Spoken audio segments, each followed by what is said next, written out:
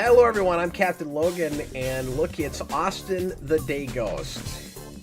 What's up? Who, for whatever reason, is disappearing every time I change windows. That is happening again, Austin. Oh, I think I fixed embarrassing. it.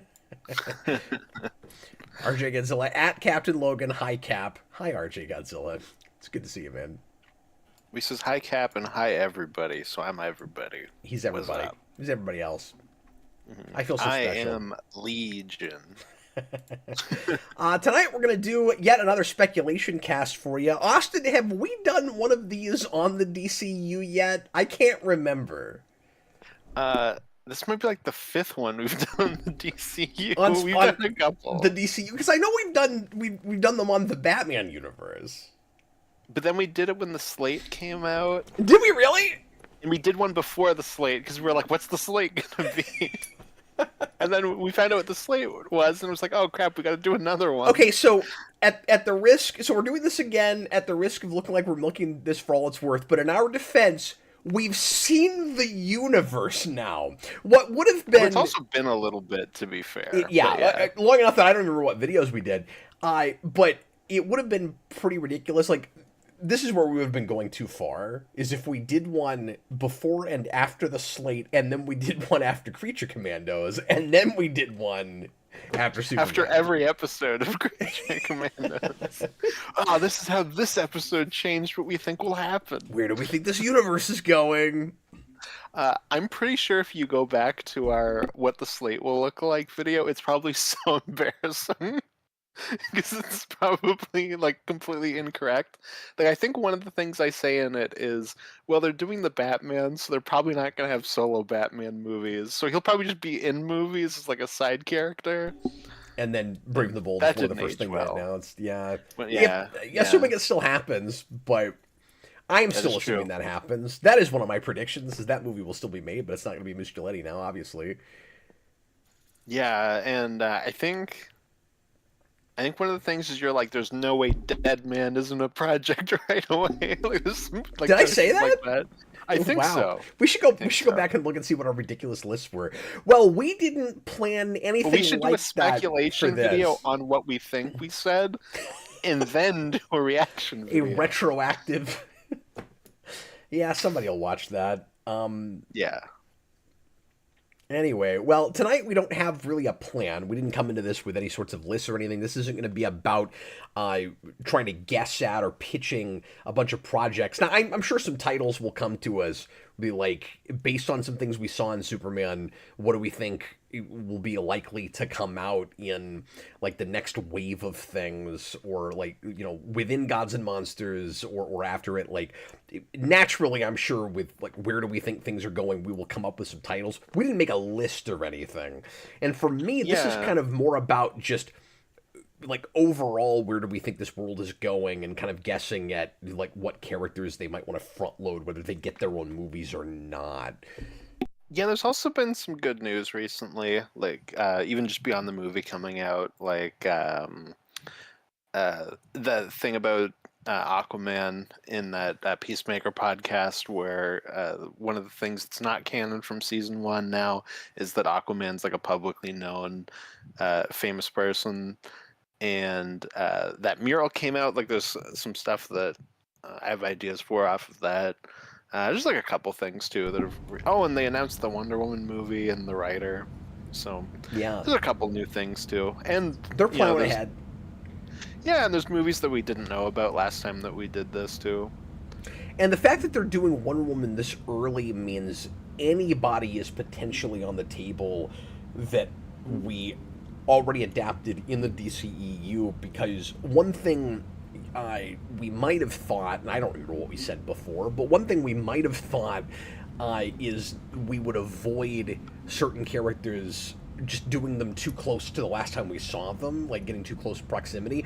Besides Superman, just because that's such an obvious starting place, and a character that people weren't real happy with last time around. But, like, how long are they going to wait on Aquaman? He actually had a successful movie, you know, etc. And Wonder Woman was arguably their most, well, not even arguably, was their most, like, critically successful movie, even if it didn't make as much as Aquaman did. So the fact that they're gonna straight away make Wonder Woman, or pretty straight away, means they could do Flash pretty quick. They could do, and we're already getting. Well, that wasn't actually in Justice League, but we're already getting Lanterns and stuff. So like they're doing major Justice League characters. Mm-hmm. Yeah, I think I don't know, in an interview or maybe just online, he did say that Aquaman and Flash are probably like a little bit far away at this point. So is that because they were two of the last movies that came out under the DCU, or is that just they don't have plans for them yet? Like, it's hard to say. Yeah, well, I think it's easy to put it in a couple different baskets. Like a lot of choices could be being made based on stuff Gunn himself is most interested in and whether he's heard a good pitch yet. Yes.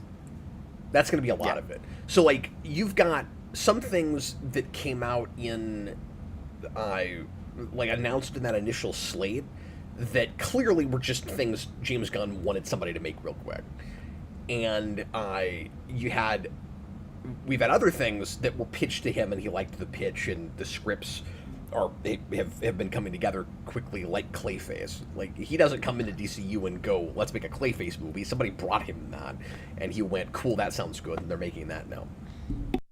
Yeah, well, it's funny with that because I heard apparently Mike Flanagan mentioned it to James Gunn before he took over DC. Like, hey, I'm thinking of pitching this. Do you think they'll take it? And he was like, a Clayface movie? No. And then he became the head of DC, and then they pitched it to him, and he was like, oh, this is amazing. Yeah, we're making this. So, I like that that's his attitude. Yeah. No, that is nice. Yeah, like, he's not gonna nick something or not make something sight unseen just because it's not something that immediately appeals to him or that seems to make any like obvious financial sense at the start. If it's a great if it's a great pitch, they can make it work and get people to go see it potentially. Now, we're jumping around. We can get more to this later, but Clayface is going to be interesting as like our first look, presumably, at the Batman world at all in that universe. I thought there was every possibility that would be an Elseworlds thing. That like it wouldn't even be part of DCU, but everything I'm hearing, it sounds like it's gonna be. Now, is it possible that they're vague enough about it that it could go either way? That like it comes out and officially it's DCU, but then down the road, if they decide to go ahead and grandfather in the Reeves stuff, then it's part of that universe and DCU, or it's its own thing and we never touch it again.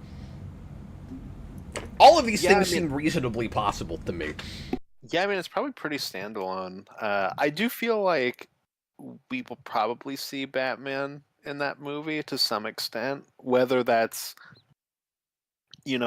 a cast actor that is Batman, or if it's something like Creature Commandos where like they do a Flash and Batman's in the shadows. It could be something like that even, but I feel like we will see something of Batman. I do too, but I would be shocked if they have a cast Batman in that movie, and that's where they end up introducing like their Batman actor and their take on that character. I think you're right. I think it's a lot more likely to be in the shadows, because then they're saddled to it before they've even, as far as we understand it anyway, because there could be things going on behind closed doors where they're further along with stuff than we realize, but as far as we know, they haven't even fully landed on what their Batman looks like yet. Yeah, we just know that they're working on the script, and it sounds like Gunn's very heavily involved with it, so I'm going to be shocked if he doesn't get at least a story by credit. Yeah. Well, we can go ahead and just get to that real quick. The question of what is Gunn's next project. And sorry, let me stop for a second and say thanks for the super chat, Victor. I'll get to that in a minute. And also, quick plug for Patreon. We did take questions on Patreon for this show. We're doing that more and more with stuff. And we got quite a few responses, so we asked people to give us predictions and things that they think might happen or they'd like to see happen, and we're gonna sprinkle those in throughout. So, Austin, let's have this conversation and then do that super chat, and then maybe start getting to some of those and go back and forth. And I'm sure that all of those questions will spark ideas and make us think of things we wanted to bring to the table too. So we'll just have a big collaborative conversation with everybody. By the way, I want to say thanks to the patrons and to new patrons, because we've gotten a few. I suspect partly because we've been doing this lately. We've gotten a few new folks in there participating with this, and we've just been having some really great communal conversations with everybody lately, with all these extra reviews and suggestions and comments we've been getting lately. So thanks a lot to Patreon for that. It really adds to the conversation. Mm-hmm. Yeah, absolutely. It makes the videos longer, but it's worth it. So anyway, patreon.com/geekvolution, just the $2 tier for these anyway, and we'll get to that here in a little bit. We'll make sure and refresh the pages. You can answer on Patreon, or if you're a Superhero Rewind producer, which is at the $10 tier, you can also answer on Discord. And you can also just leave super chats, and we'll try to answer some regular comments as we go as well. Okay, there's the boring house cleaning stuff. Austin, so the James Gunn question, what is his next project? We know that he knows, I think he said that he knows what he's directing. Mm. Yeah, and we know that Superman is a big role in it. Oh. There's the two big things we know, is that he's currently writing it, and Superman is a big part of it. I don't think I'd heard that part of it. Yeah. Oh, no, I did, because then we did speculate a little bit, because we already did some speculation-ness in our 5-hour epic Superman spoiler cast, not to be confused with the speculation cast, where we talked about the obvious rumor that he would jump right into a World's Finest movie, which neither you or I think is what that's going to be. No, I'd never bought into that, because there's no way. There's no way he makes Superman and then the Batman Superman movie. There's no way. Now, let me ask you this. It's more likely to be Superman Wonder Woman before it's Superman Batman, if anything. Which, honestly, not that I'm saying that it would be that, but I'm just saying I might want that. That could be exciting. It would be that more than it's Batman. Well, especially because the first two movies they're putting out are linked, right? Supergirl is gonna feel, at least in the advertising and stuff, to a lot of people, it's just a direct sequel to Superman. I know Robert thinks that Gunn's movie will be Superman, Supergirl. It will be the two of them. Okay, interesting. Well, here's what I was going to ask you, because you and I had both suggested that because you said this and I was with you on it, that it could just be Gunn doing Brave and the Bold himself. That was originally what we thought maybe he was doing.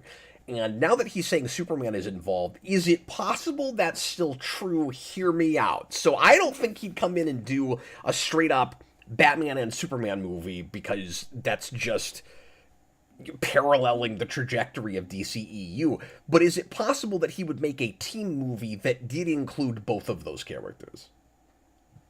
Possibly. I also thought you could have something like Death in the Family, not specifically that story, but a Batman movie where just at a certain point Superman rocks up and has an important role but isn't one of the main characters of the movie.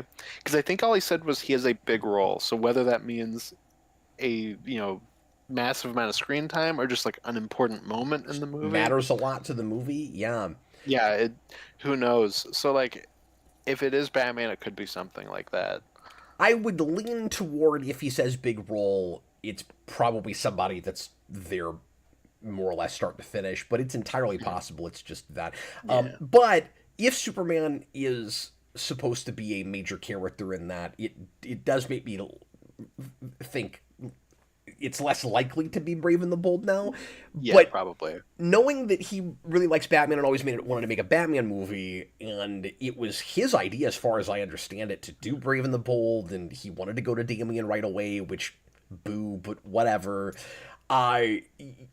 like that seemed like the obvious thing for him to go ahead and take when the other director dropped out. So that makes me wonder how far along is that movie in like the the scripting stage, and like how long are we gonna have to wait for a Batman movie in their universe? My like gut prediction is I think we will get Wonder Woman in 2027 and then Brave and the Bold in 28. Okay. That's just my initial thought, but who knows? Okay, I'll throw out my prediction then, based on what we know. Uh it will be in its way a sequel to Superman, but won't be a Superman movie. And whether they call it this or not, it will be JLI. Yeah, it is possible. That makes a lot of sense to me, right? That he would take that cast and add some characters. I mean, like with Mr. Terrific and Guy Hawk Girl Gardner and Hawk and Guy Girl. Gardner, yeah, and then add maybe three more. Hmm. I don't Yeah, like see your Martian him. Manhunter and Blue Beetle, Booster Gold. I don't see him calling it Justice League International because I don't think you'll get a Justice League name before you have that regular team. Hmm. So I don't know what it would be called. Hmm. Yeah. No, I mean that's possible. I'm not sure if that's what I think it'll be. I also think there's also just a possibility that I'm using the it word prediction very loosely, but that's a No, of notion. It could course. be that. I don't know. It also could just be Superman 2 and he's being kind of, dodgy about it. Sure. But who Superman has a knows? major role. You know why? Because it's Superman Because it's 2. Superman 2. Well, and if you think about it, there's going to be a good. I mean, let's be obnoxious and compare it to MCU for a minute. They're going to have a decent number of movies in between if what he's making is Superman 2. If you think about it, they've got enough stuff in pre-production and post-production that with his like knowing what it is but not even announcing it yet, I whatever his movie is probably doesn't even come out until 28. Mhm. Yeah, probably. And I So know I've seen him talk about how he came close to having Brainiac as the villain of Superman. Like he did consider that, so it is completely possible that he goes, "Okay, here are my ideas for Brainiac." and I just really want that. Yeah, and And I just really let's want to finally get jump into Brainiac in a that. movie. And there's no way if he I was going to say this too, when we got to this part, if he makes another Superman movie, cuz I also don't think that it's necessarily for sure that he will make that, or even that there will be another standalone Superman movie. I don't even think you can be sure about that. Like, there's so many other things you could do, and there's there's a Superman family. Like, is it possible that other things happen with that character before we ever get to a Superman 2? And is it possible that somebody else directs it? I think all these things are possible. I think it could be very possible that somebody else directs it. I'll be shocked if we don't have just a more traditional Superman sequel, but like you said, who knows? I hope so. I'm just saying, I I think think that anything is is a possible. DCEU thing they're gonna. Oh well, yeah, no, of course. I think that's a DCEU thing they're gonna move away from, especially with What's that? just that Superman never got a sequel. Like we had Man of Steel, and then we did like a versus movie that's not really Man of Steel 2, and Yeah. then he never got a second movie, and that was a big thing that Zaslav talked about when he took over. Was like what do you like? Why is Superman not having his own movies right now? Like he's one of your biggest things.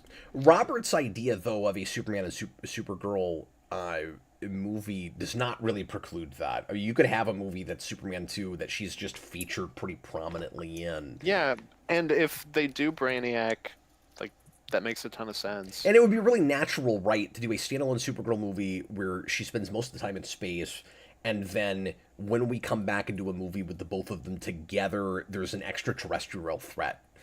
Whether she brings it here or not, but like I don't know if Supergirl Yeah. will set up Brainiac. It could, even if it doesn't. It feels like a pretty natural next thing to do after you take her to space.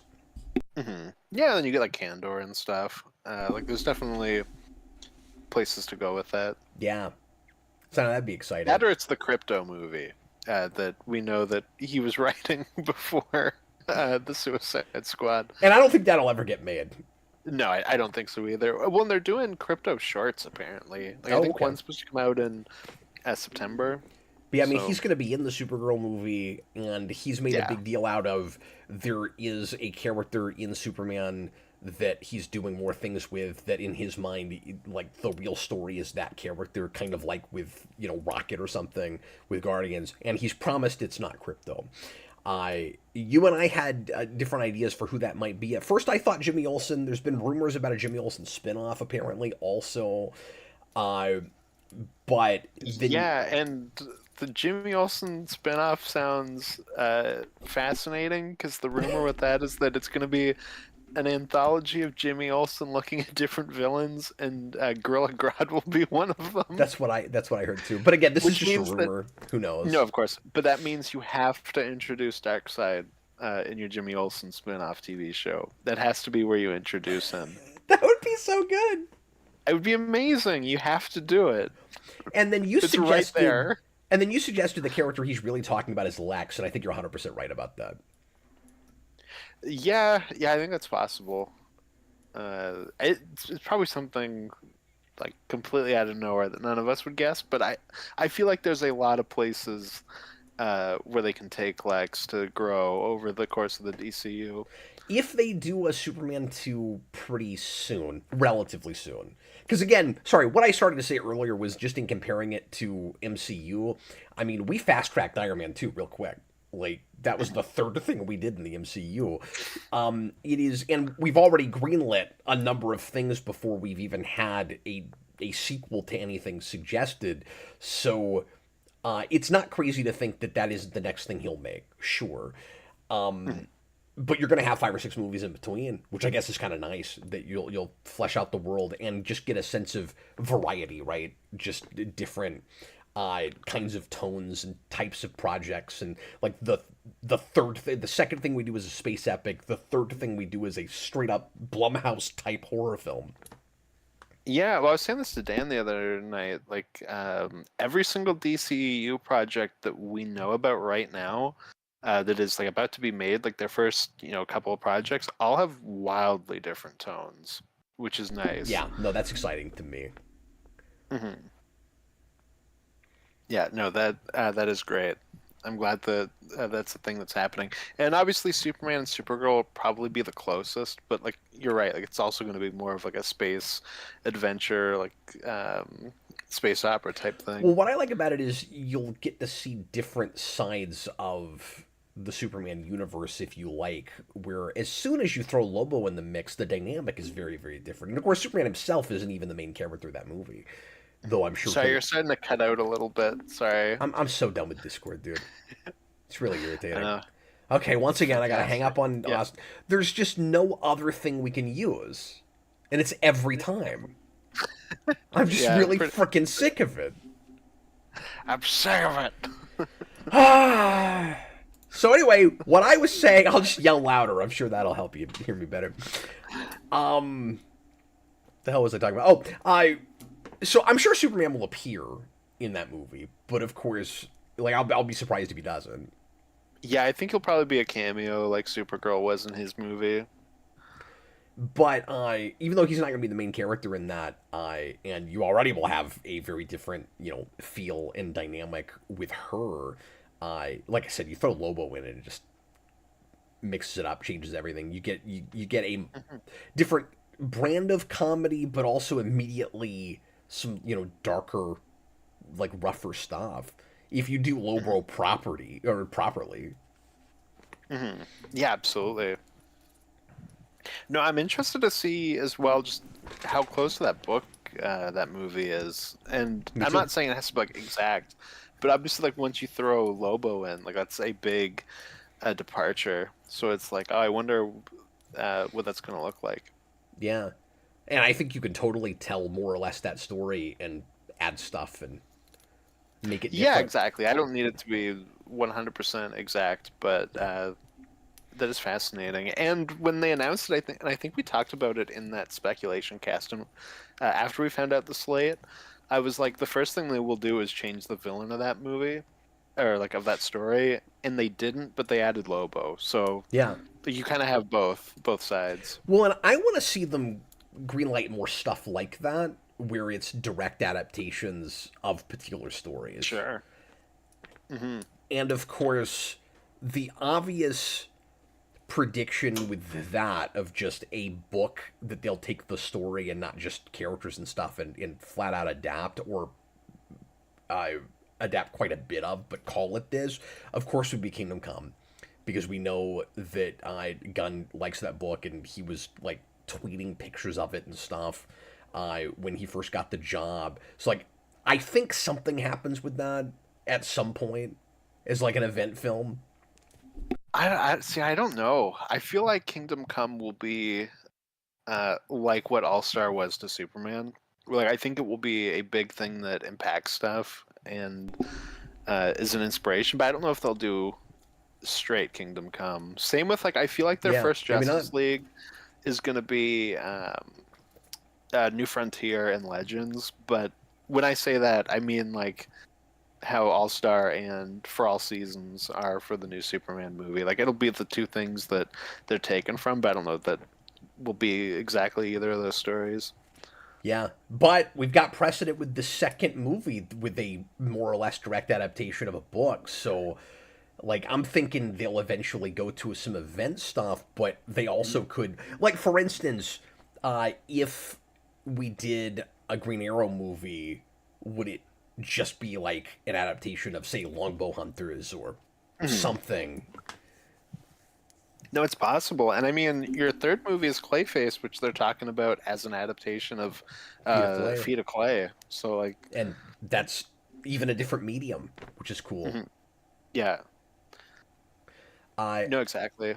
So apologies, I will totally start getting to super chats and questions. But another idea I thought of, Austin, is it possible that well, maybe not. The Superman thing is throwing me. When he says Superman's going to be prominently featured, it's axing things I thought he might be making. But curiously, there was an interview he did, and I forget if it was on the press junket for Superman or if it was before that. But if it was just before that. But I saw an interview with him where somebody asked him about the Bane Deathstroke movie, and he sidestepped it really hard, which suggests that that's still on the board. Like, that's still going to happen. Yeah, And and I I'm wondered convinced that for will be Secret Six. and I wondered for a minute if maybe he was making that.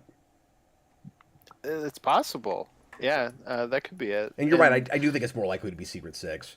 That could even be And how you introduce Harley Quinn. I mean, there's a lot of different things you could do with yeah, that. and before we knew he was, I think actually in our first speculation cast when he took over, I said that there's a good chance he makes Secret Six instead of a just straight up Suicide Squad movie again, Mm-hmm. because that was back in the period where we knew he was writing Superman, but it was still up in the air on if he was going to direct it or not.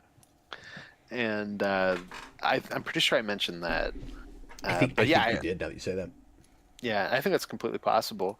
he seems in a hurry to get Bane in there because for a long time he was talking to Batista about doing it, and now that's off the table. But it sounds like we're gonna get Bane in something in probably like 3 or 4 years. Yeah, probably.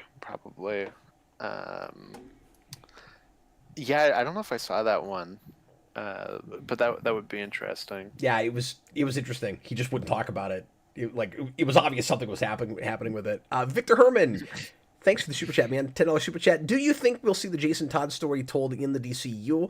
The Death of Robin seems like one of the last classic Batman stories that hasn't been adapted into live action, and BVS doesn't count. Well, I gotta say, Austin, I would have loved it if we led with that or did it pretty early, but given that we know his starting point, the plan anyway is Brave and the Bold. I don't see it. Like they But won't straight up adapt that now. Not if we're doing Damien first. but I guarantee we will do something with Red Hood, and we will probably adapt it there. Oh, that's Whether fair. that's in a Batman movie or if that's just in a Red Hood project, You're thinking I guarantee we we'll will get that somewhere. we'll get flashbacks to it. Yeah, they'll do Red Hood and the Outlaws, and that'll be like a big part of it. I just would like to report, given the nature of this stream, just the topic of this, that our current concurrent viewer count is 52. Just want to throw that out there.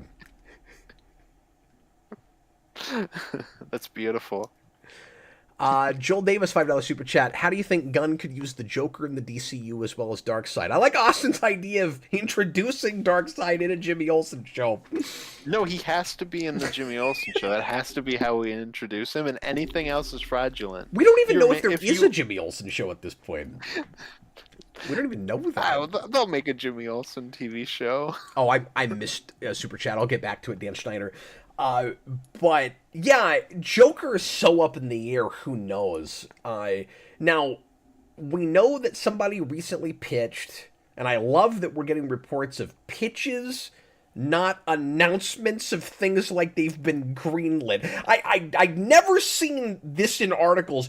Somebody pitched this to James Gunn, and that's the news. I'm like, thank God, I love that. Because if it doesn't happen, then people are like, oh, you keep announcing stuff, and then it never happens. But somebody has pitched yet another Joker and Harley Quinn movie. And my question to you, Austin, is, and we don't know if Gunn liked it, we don't know if it's happened, we just know it got pitched. I think, too, he was just saying, like, he's hoping to pitch it to them. I don't know if he's not even a full pitch? Okay. I don't even know if it's a full pitch yet. But that's the guy who made Barbarian, which is my favorite movie of that year. He would be perfect for that. But oh, okay. I didn't even look into who it was. Yeah, he's like an up-and-coming horror director. He's got a new movie out next month that I'm really excited for. I hope they're careful and they don't front-load too much horror. Like, I'm cool with some horror, but, like, you know, in their first few years, I don't know if I want, like, Clayface and a real dark Joker movie, and, you know what I mean? Like, spread it out. Give me some variety. Yeah, no, I mean, that's a good point. And like Peter Safran obviously is like a horror producer, like he's done a lot of that stuff. So that's going to be the type of thing that they're probably thinking of. And again, I don't think this movie's even been pitched, so it's not like it's being made like currently. But this is just me just throwing out my opinion. I don't know if I want that this early. Yeah. And I don't know if I necessarily want Joker and Harley Quinn introduced in their own movie. I don't love. It could be great, and if it is, fine. But the idea that a lot of Batman villains would just get their own projects before we see them in Batman movies with whatever this Batman is in the DCU, I don't know. I don't need a ton of that. So my thing with that specific movie. Is the exact same as it is with Clayface, which is I in no way need this, but the person making it makes me very interested, and I will see it for that. So it's like I don't need a Joker and Harley movie. If that guy pitches it and they like it and they make it, 100%, I'll see that. That sounds great. Yeah, absolutely. But I don't necessarily need that as a movie. Well, I'll be curious to see how they end up working out in the grander universe, but I would be more jazzed about it in the first place. And like these are things that you just know more about the creators, so you're more excited about them than I am just on that level. But if I would immediately be more interested if they were being announced as Elseworlds things. Like if they were just completely standalone, we're not in this universe, you could do any Batman you wanted to. I would immediately be kind of more jazzed about that. Yeah. Fair enough. I don't know, we gotta get them somewhere in the DCU, so like I'm fine with it being in that. Yeah, but I mean, you know, we just did an Elseworld Joker movie, so it's like... That's a good point. But you know what I want? What's that? I want them to just finally flat out make a live action Batman show, so they can do everything, and we don't have to just wait around with movies for stuff, and just do everything in a show. And just have 12-episode seasons. Yeah. At least, I mean, they were talking about that Arkham show. Give me, oh my god, now I can't think of the name. Gotham Central. Give me the Gotham Central show, yeah. God damn it. No, and I would still like that too, but if they announce tomorrow we're scrapping Brave and the Bold, we're going to do a Batman show instead of movies for right now, and we're going to let Matt Reeves do his thing, and I realize it's going to be a while before we get that next one, but we're going to really flesh out our Batman continuity on screen and give you a Bruce Wayne week to week, I'd be stoked about that. I'm not going to lie. I think that would be wonderful. The issue, though, is that now you went from like having Batman movies to Batman movies that are like 13 hours long, and we probably won't also develop that stuff out more. Like it'll just be extended because it'll be like a modern streaming show. Yeah, well, and I'm being very specific in what I'm asking for because that's not what I want. What I want you want is 66, but now no, I want Batman the Animated Series in live action. Oh, okay. That's what I want. I want it to be episodic. Like, I want it to be anthology Batman stories. And, like, you can flesh out a continuity, but each episode is a different villain.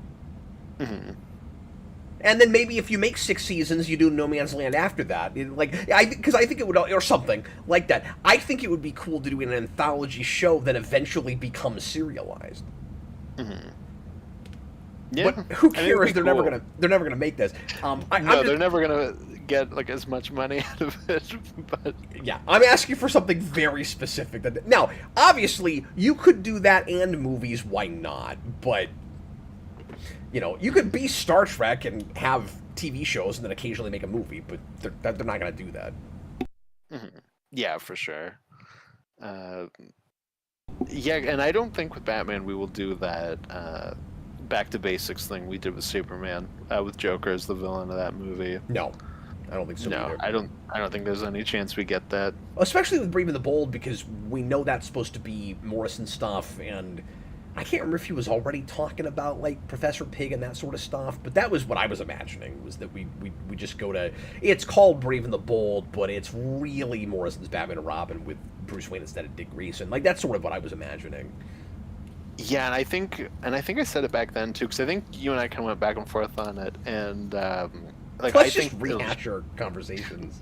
I think it'll be Ra's al Ghul. Like if they take anything from Morrison, it'll probably be the Al Ghul stuff, and maybe Ninja Man Bats. I would think. Yeah, you can do all that. Yeah. Well, I hope that's what it is. Actually, that movie's main villain is like Professor Pig or something. Yeah, I think they'll go grander with that. You could open with that. Yeah.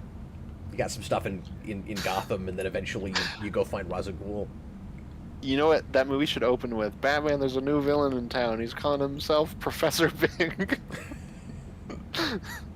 Or as Goyer pronounces it, Ra's al Ghul. Yes. Ra's al Ghul. Yeah, there you go. But then we can do the...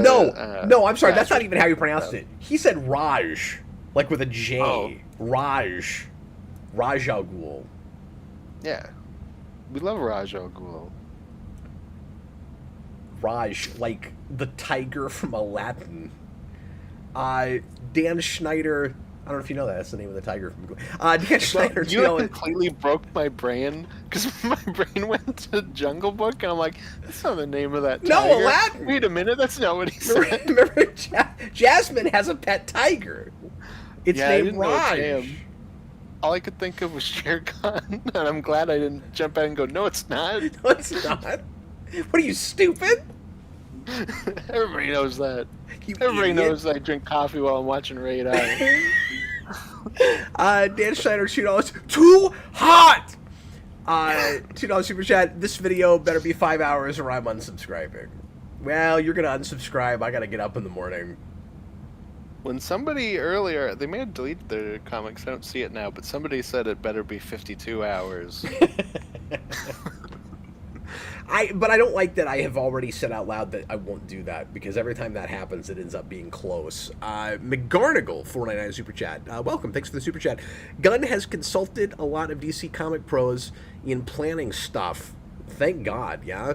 I really hope he consults Paul Dini and other DCAU. Also, Red Hood will be Damian's foil.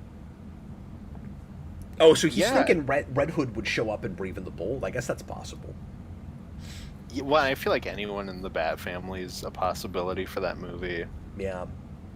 Yeah, We I could use it think. as a way to just really flesh out a Robin lineage, since we've not done much with Robin on the big screen at all ever, and there's a bunch of fans that love that character even more than Batman. So if Brave and the Bold was basically like, the showcase of Robin's movie, that would make some people happy. So Well, so you and get Nightwing in there, and because I don't care about Damien, but like the strength of starting with Damien is just that everything's already in place. Like we don't yes, have to wait like 8 years to get like a Tim Drake, for example. as Now, long Tim as you Drake is the Robin that I don't know will be there, yeah, but yeah. I was gonna say, as long as you don't get confusing with it and you change up the timeline too much. But I would be surprised if they didn't cherry pick and simplify to some degree, because for for sure. an uninitiated audience, having to come in and like fill out the bracket of Robin, or like figure out the timeline of Robins, could be really obnoxious. It's like, could you Yeah. imagine if you come in and they won't do this, but hopefully. But could you imagine if you come in and there's just like this exposition dump, like the history of Robins, and like the even It'll be the text on the screen, like 300 years ago there was a Robin. and they're like 3 weeks ago there was another Robin. He's dead. Stephanie Brown was there for 3 seconds, and it doesn't matter. I don't know why we even bothered mentioning that one. 3 months ago, Talia gave birth to Damien. 3 minutes ago. But yeah, no. If anything, if we merge anyone, I think we will merge Damien and Tim into one character, and you will have he had Dick, Jason's dead. He doesn't want to have another Robin. Damien comes in and he kind of fills both of those roles. I feel like that's probably the way it gets streamlined, but Tim could go either way. Who knows? We But often do amalgamations with a Robin that is kind of two Robins. yeah, exactly. And with that, like, as much as like I can complain as like a comic book fan, where it's like, oh, you don't have all the Robins. At the same time, like I can understand why you would do that, to not be like, here, you have to understand the whole history of the Robins. But You I can think we'll at the very least have Dick is now Nightwing, Jason's dead, There's and no then chance you come go into from this there. and Dick Grayson. Well, we already know that because we're doing Damien. I was going to say there's no chance that Dick Grayson is Robin. There's also no chance there's not a Dick Grayson, especially because we know that they're in development on Teen Titans. Yes. Yeah, exactly. So that could be your immediate spin-off from that. Yeah, that's a good call. And then I And guess then the there's a real good question chance is, Teen Titans ends up happening now before Brave and the Bold, even though that was announced first. possibly, like, that's still being written, and now that writer's doing Wonder Woman, so like there is a chance that that's maybe just on hold for a minute, Maybe they both for a end up. bit. Maybe they both end up coming out the same year. That'd be interesting. Because you could end Yeah. up with the same kind of thing that you're having with Superman, where Superman and Supergirl come out in relative close succession, and they're related, but one is not a direct sequel to the other. I think. Let me say this real quick. As much as I'm glad, because I'm going to talk out of both sides of my face for a second. As much as I'm glad that everything doesn't have to lead up to a Thanos, and it's all in the same continuity, and they're going to have a lot of world building, but you don't necessarily have to see one thing to see another. I'm sure that'll depend on what it is. But they're not handling it the MCU way, is what I'm saying. I also really enjoy, like, Superman kind of sets up Supergirl, but it's not about that. But you have a bit of a handoff. It would be fun if in some way each movie could kind of do that. But I mean, it's possible because Superman's not just that with Supergirl. Like Superman kind of like explodes outwards, right? Like yeah, that's Supergirl's the true. big obvious thing, we have Rick Flag in that movie. He's going to go off and be an antagonist in Peacemaker. You have Guy Gardner who's going to be in Lanterns. Like, there is Yeah. a bit of just, it kind of shotguns outwards. But every movie So, can't do it with the next one, because how's Supergirl gonna set up Clayface? And you don't want it, because that would be the MCU thing, right? Is like the end credits, even though it has nothing to do with the next project, you have to, real forced way lead us to the next thing, and then probably retcons that scene in some way anywhere. well, Supergirl will be like, oh, girl from World of Tomorrow, I can't remember her name. We survived this wacky adventure, and now Lobo is our friend. Let's all go to the movies. There's a new Basil Garlow film in the theater. Let's go see it together. Woohoo! That's how Phase 5 would have done it. Yeah. Actually, that's even more creative. No, than I how mean, Phase 5 do it. would introduce a character that's never been seen before and will never be seen again. Yes. It won't actually have to do with the next movie. No, that would mean it would have to have its ducks more in a row. No, and I think that's why Gunn's talked about they're not going to do the post-credit thing. Right. And I think he's also talked about feeling kind of,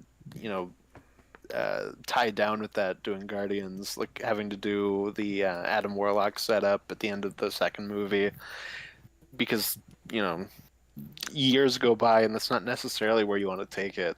Mm-hmm. But now you're stuck with it. And then the thing they set up with that doesn't even really match that much with what they did, if memory serves. Or does Yeah, I mean, it? there's not like I can't remember now. I mean, there's nothing that really contradicts it. But like Adam Warlock's such a small part of that movie. Chewbacca's Lover had a $2 super chat and said that Austin, you just summed up everything that's wrong with streaming. Oh, thank you. I complain about streaming shows constantly, so I think about it a lot. Also, did we get that Dan Schneider one from before? I can't remember. Yeah, we did. We did. Okay, I couldn't remember. Oh, yes, because then I said the 52-hour thing. Yeah. Sorry, my bad. It is fascinating to me that the streaming model was invented for Brian Michael Bendis, and he's never written one. True. Just want to throw that out there. It's so decompressed. They didn't even bring him in for the Jessica Jones show. What are we doing? What were we doing with that, though? He should have been alive. And as great as that first season is, it's really weird that he wasn't brought in to write any of that. Well, it probably wouldn't have fallen off if he had been brought in for seasons 2 and 3. Yep. Let me read this last super chat that we've got, and then we'll start going to the Patreon comments, because we have quite a few. McGarnagle, $10 super chat. Thanks very much. It has been 17 years since Batman and Joker have had a direct conflict in live action. That's wonderful. That's true. And that makes me feel insanely old, by the way. It's odd that Joker is overexposed, but never does anything. The next time he shows up, he better be a threat. Yeah, I mean, I have nothing to add to that. We are kind of getting to that point though, where it's like he's always got to be there, but we kind of know that he's overexposed, so it's like we have to acknowledge him, but we don't necessarily want to do that. Yeah, or we decide that he's so popular he doesn't need Batman, and we make it all about him and nothing else. Or that. Or he possesses Batman like Arkham Knight, but even that's 10 years old now. Because he got 2 movies without Batman in them, even though that's not actually Joker in any He's got way. like 1.5 movies.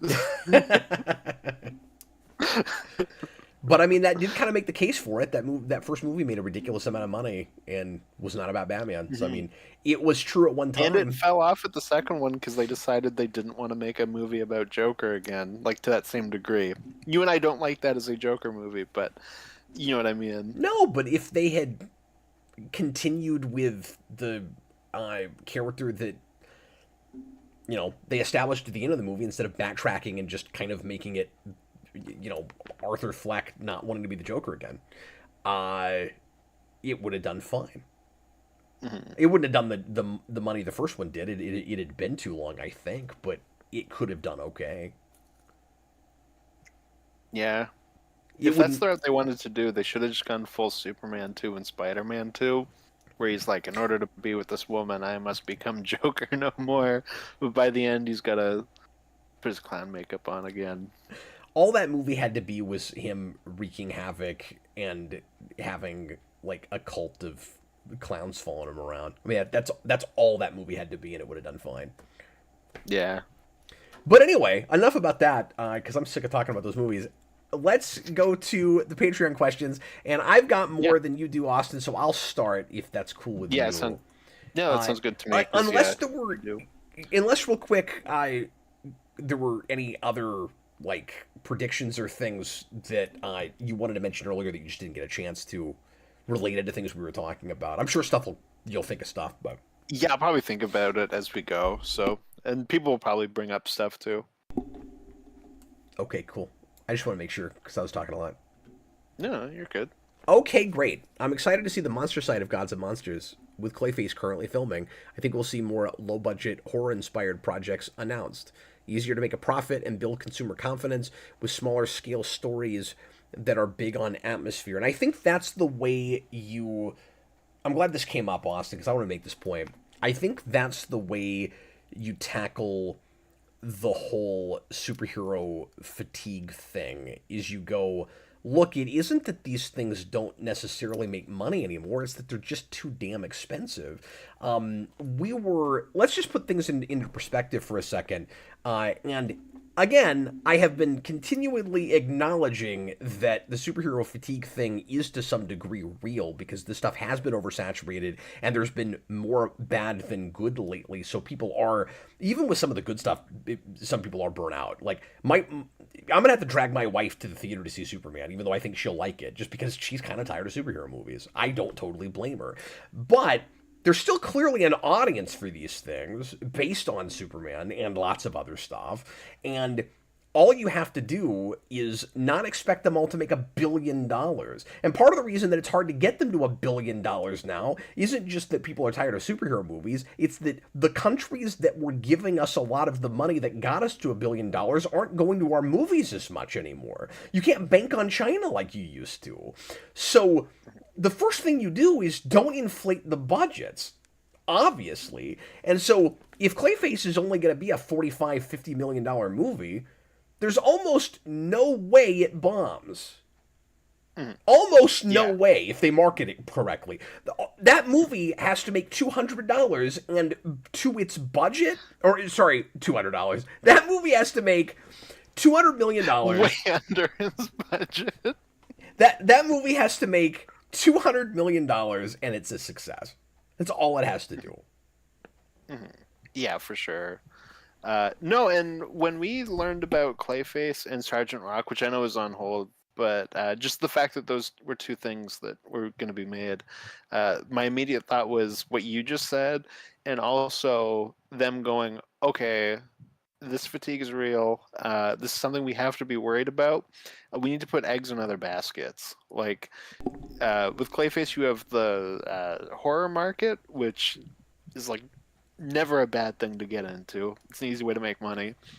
And you have just a World War II adventure movie. Like, that's going to draw up a completely different audience. Both of those will. People that, maybe wouldn't go see a Superman movie. And I think that's a really great idea. And part of that moving towards just being a studio. It's a great way to think about it, I think. Well, that's the big mistake that Marvel's made, is they're called Marvel Studios, but they've kind of made one franchise. And you can point to exceptions where it feels like they've made something in kind of a different genre, or that's got, enough of a different tone to really set it apart. I always bring up Winter Soldier with this.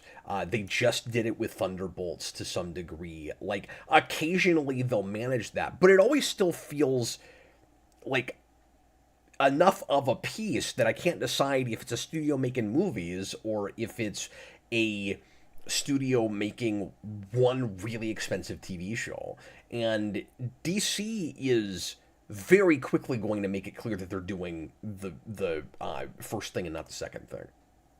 Yeah, and I mean, just with how he talks about it, Gunn constantly is like, we're doing more of like the Star Wars model than like the MCU model, where you're continuing forward, where you can just like jump to different sides of the universe. Now, Star Wars is also more limited in what you can do than DC, But I do think that's a good way of looking at it. Yeah, because DC, you can tell stories that aren't even about superheroes. That don't even have to acknowledge that you're in a world of superheroes necessarily. Yeah, exactly. And what's I'm good waiting about for them to announce a Jonah Hex show and just have like a Western show on TV, and Yeah. I think that would do really well. Like that'd be great for like HBO. Are you excited to do that movie on the Rewind Project, Austin? I haven't seen it since it came out, so I am kind of curious to rewatch it, but I'm also nervous. It's not good. Everybody knows it. Yeah. So, one thing that's really good about this model, just from a business end too, is if things fail, I mean, you need something as big as Superman to do well, especially because it's your first one, obviously. Like, that was important. Like, I appreciate that Gunn and Safran didn't need that thing to make $1 billion, but, like, it's got to more than make its money back, and people have to seem excited about the universe. I mean, that is important. If it had bombed, it's hard to say what exactly they do. Like, do you just stay the course? Like, what exactly do you do? But it didn't bomb, so we're not in that place. But what's nice is, especially with some of these smaller things, if they don't do well, you just move on. Like, there's not going to be any, what's the word I'm looking for? You're not going to be tempted at all to go back to the drawing board like DCEU kept doing. You're not going to go, oh crap, we put all our eggs in this basket, and like, this time BVS didn't work, so we gotta, like, figure out a whole other course. And Justice League didn't work, we gotta figure out a whole other course. That's not going to happen with this. Yeah, I mean, like, let's say, for example, people don't like Clayface. Clayface comes out, it actually makes $200, and the people that paid really don't like it. We were probably never going to get a Clayface 2 anyways. You know what I mean? Like, if that does really well, we're probably more likely to get similar projects as opposed to here's Clayface 2. Yeah, and I hope everything doesn't have to necessarily be a franchise.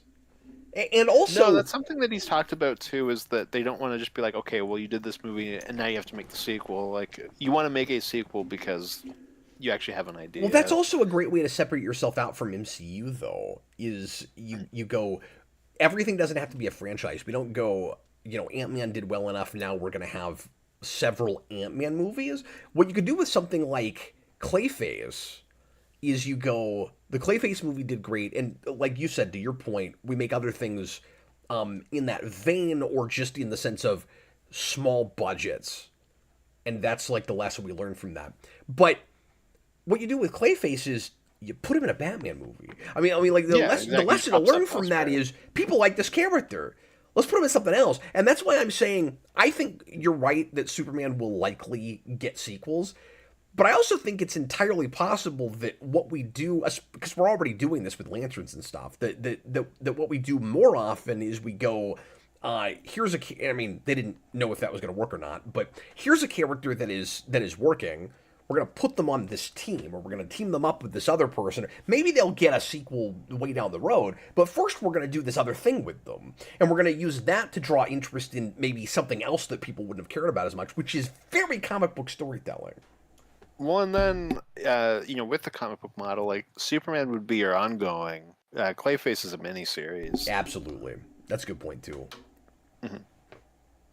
Yeah, like, we gave him 6 issues. Like, he's got, like, a little story here.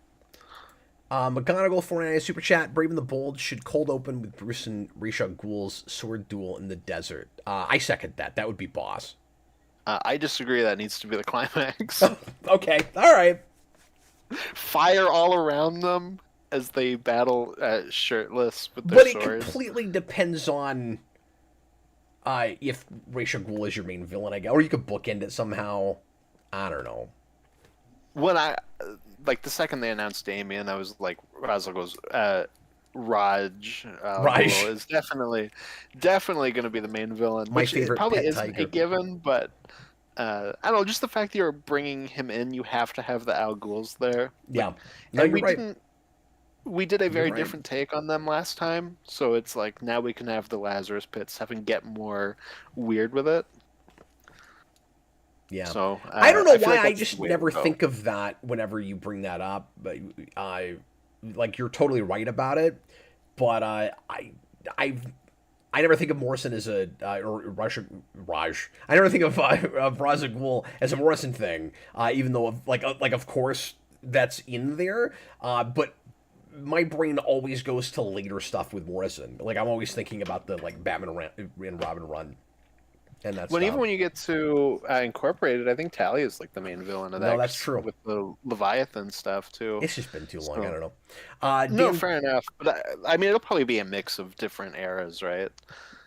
Dan Schneider found another super chat. I call BS on Joker being overused. He's Batman's arch enemy. Someone being tired of him doesn't make not one of Batman's most important foe. That was a weird sentence, but Austin, here's the issue with the Joker oversaturation thing. Just real fast. For my part, anyway, and like Vince and I years ago did a video about this, especially these days after all the Joker stuff we've had since then. For me, it's not an issue of we use the character too much. It's that we uh, deconstruct the relationship too much. What's oversaturated for me is it's always got to be a giant, uh, like psychological breakdown of the yin and yang relationship thing. When was the last time you saw a Joker story that was just like Joker has a crazy plot and Batman has to go and foil it? We always have to play it really philosophical. That's what I'm tired of. It's Yeah. always that. No, I complain that about it all the time. Like Batman and Joker's relationship has been ruined by it becoming about their relationship. But yeah, I mean, Joker is important, but we need to go back to not always being so like self-analytical about it.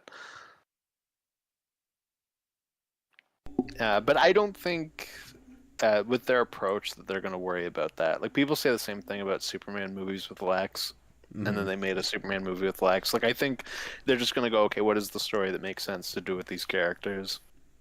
Well, and again, the big difference there is Lex is always in the background with machinations and very often is a public figure that is just part of the society of that world. Like, Joker is a thing that has to come in and out, usually. Unless you're absolute Batman, in which case it's absolutely Lex Luthor. He's just doing all these machinations in the background. But usually, the Joker is a, psychotic, unpredictable murderer that just comes in and wreaks havoc and leaves, and or he goes to Arkham for a while.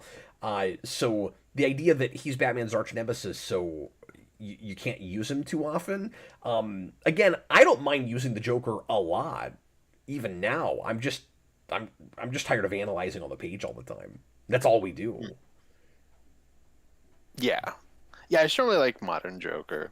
It tends to be what it is. It's both that, and I think we work way too hard to make Joker scary. Uh, and it would be nice to get a Joker that's just like kind of funny and Yeah. does kind of stupid plots. Like he's not this sadistic person that like lives under Gordon's bed when he's sleeping. Like, like you can do other things with him. We can go back to a sillier Joker again. Yeah, and he could be menacing and silly at the same time. Like, let's go back to, well, and somebody suggested introduce him with laughing fish. I'm all about that, or something Yeah, like like go it. back to stuff like that. Yeah, Absolutely. more of that, less Joker like stapling his own face back onto his face. I like. Are we blaming Alan Moore for this? No. I wouldn't blame Alan Moore. I mean, it's people looking at Alan Moore as how you get there. Yeah, that's what I mean. Is this one of those like great things that ruin the universe kinds of things? Because Killing Joke is definitely part of this. Where like when you say, I thought of that when you said Joker sleeping under Gordon's bed. Like, we've not been able to get away from that ever since Joker, like, strips him naked and takes him to his hideout. Like, That's true. I was more so thinking of that death of the family bit, but uh You don't Yeah, get I mean that that's without true too. Killing Joke. Yeah, well, and Killing Joke's like I don't know that like that kind of story I'm fine with. It's when it becomes everything. Yeah. But Yeah, then it became everything. The problem with Killing Joke, and then I'll get back to and we have to comments. keep one-upping it. Like we have to keep going farther. That's the problem. Yep. And Yep. Joker's also still like kind of silly in that book That's while being true. scary. It's the It's a more demented version of what Joker used to be, as opposed to what Joker is a lot of the time now. yeah. But it's that escalating horror problem, right? Where like people Mhm. get desensitized, and so you gotta try to make it even more insane and scarier than the last time you saw it. The problem with Killing Joke is that it wasn't a one off because it made a major status quo change, Mhm. and so like if as much as I love Oracle, if Barbara Gordon doesn't lose her legs in that story, the trajectory of how it's used later is probably different. Mhm. A lot of people are bringing this up in chat too. Like, Yep. obviously, like you said, more is a part of it, but I agree with this completely. The big actual shift, though, is Dark Knight. Like, that is the thing that is really good that kind of ruined everything. Yeah, that's true. But, anyways, we just need to stop McGarnagle. doing Batman Oh, I things. already read Just that. allow the other characters to have their moment, DC. God damn it. Absolutely. Trigo's Lover 2 on Super Chat, you're saying Joker needs to take over a TV station. Yes, yeah, something like that. Absolutely. If you had a 2 hour Batman movie that was almost in real time, that was just Joker does a typical takeover TV station plot, because I'm really on about animated series stuff, which is why I'm really excited that they're going to that with Clayface. Because that stuff is really easy to adapt and just flesh out a little bit in a longer thing. You do a typical Joker takes over a TV station plot, Austin, and he's like, if Batman doesn't do this thing I want him to do, I'm going to murder this person on national television. And then, like, Batman's trying to figure out where he is, and he's investigating, and then it's almost in real time, like I said, and then by, like, the third act, he finally gets there. That'd be super cool. Like, just do a thing like that. Or have Joker and Scarecrow kidnap the president and just mess with him. And I knew you were going to say that. but it's got to be a movie plot, so it has to be the president. It can't just be the mayor. I think the thing you're talking about isn't even the mayor. I think it's, or maybe we're talking about different stories. Because I thought you were talking about a comic where he kidnaps the guy that runs Arkham. No, I'm talking about the that Nightfall story where Joker and Scarecrow. That's what I was talking kidnap. about. I thought that was Arkham. I thought it was the mayor, but Is it the mayor? I thought it was the mayor, but I don't know. I thought they kidnapped Arkham in that. But I'm gonna merge it with Or whoever's running Arkham. Maybe it's not even a guy named Arkham. I don't remember. Maybe it is the mayor. Maybe, yeah, I think you're right. I think it is the mayor. But there's something with Arkham. I don't remember it. Whatever. I mean, Arkham's a big part of that story, and Yeah. Joker's definitely done stuff with Arkham. Okay, whatever. Let's get back to these. Why don't you read one, Austin? From Absolutely. Patreon, from Discord. Okay. So I have one from Doolittle. He says, I have predictions. And all of mine, because your first one was pretty short, all of mine are pretty long, but it's like point by point, like different predictions. So we can just like react to each individual one, I guess. We should. Yeah, let's do that. Yeah. So from Doolittle, his first one, he says, I think Lex will pivot from creating Lex Aurea, which by that he means the that like Lex country. Yeah. On Earth, so he can expand his horizons to the cosmos and create the planet Lexora.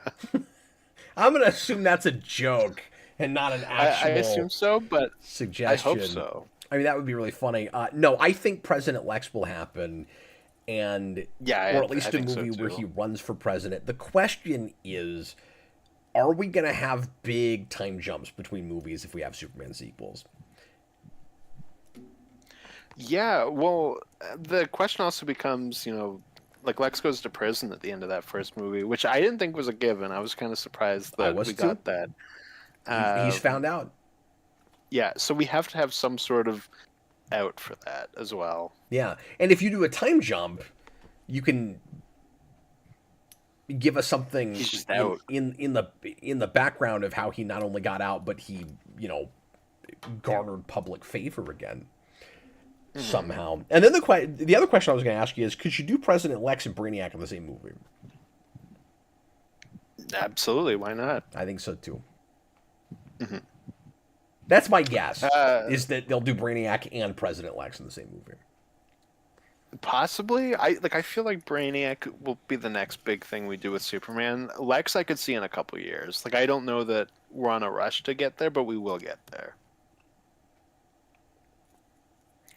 But that's why I'm saying I don't know if they're going to do a time jump, because they could do a time jump where Lex is just already president.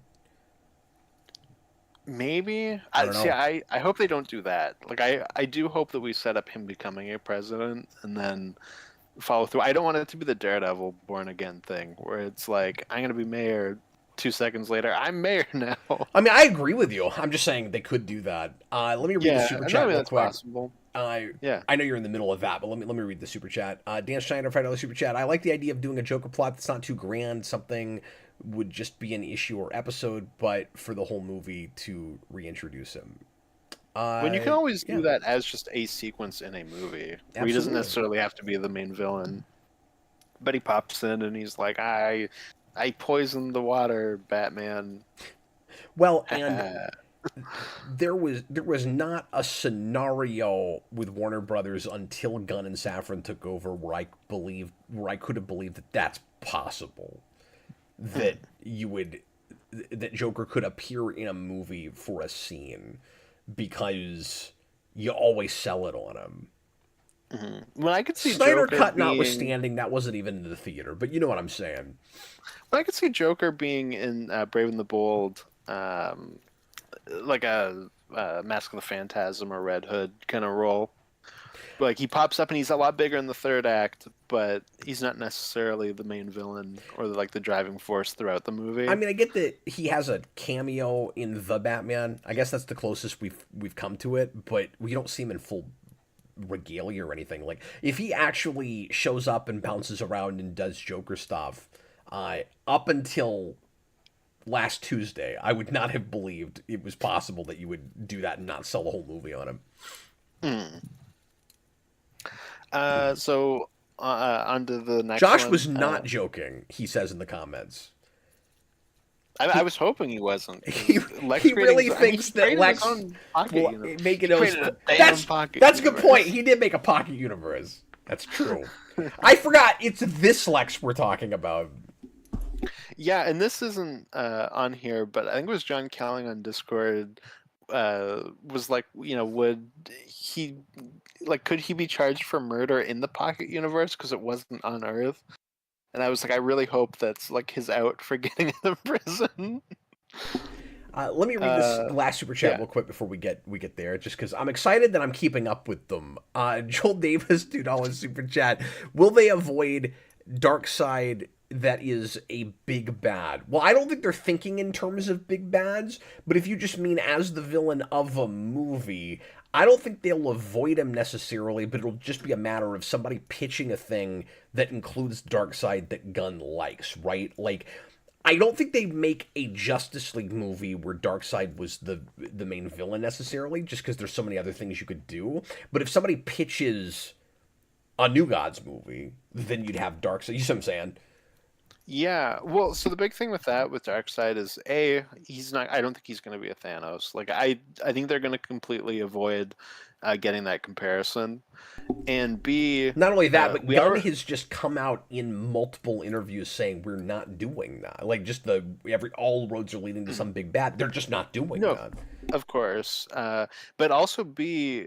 We basically already know that he's coming. Like he's going to be. We're going to get him on TV first because they're doing the Mr. Miracle adaptation of the Tom King book, and he's the main villain of that.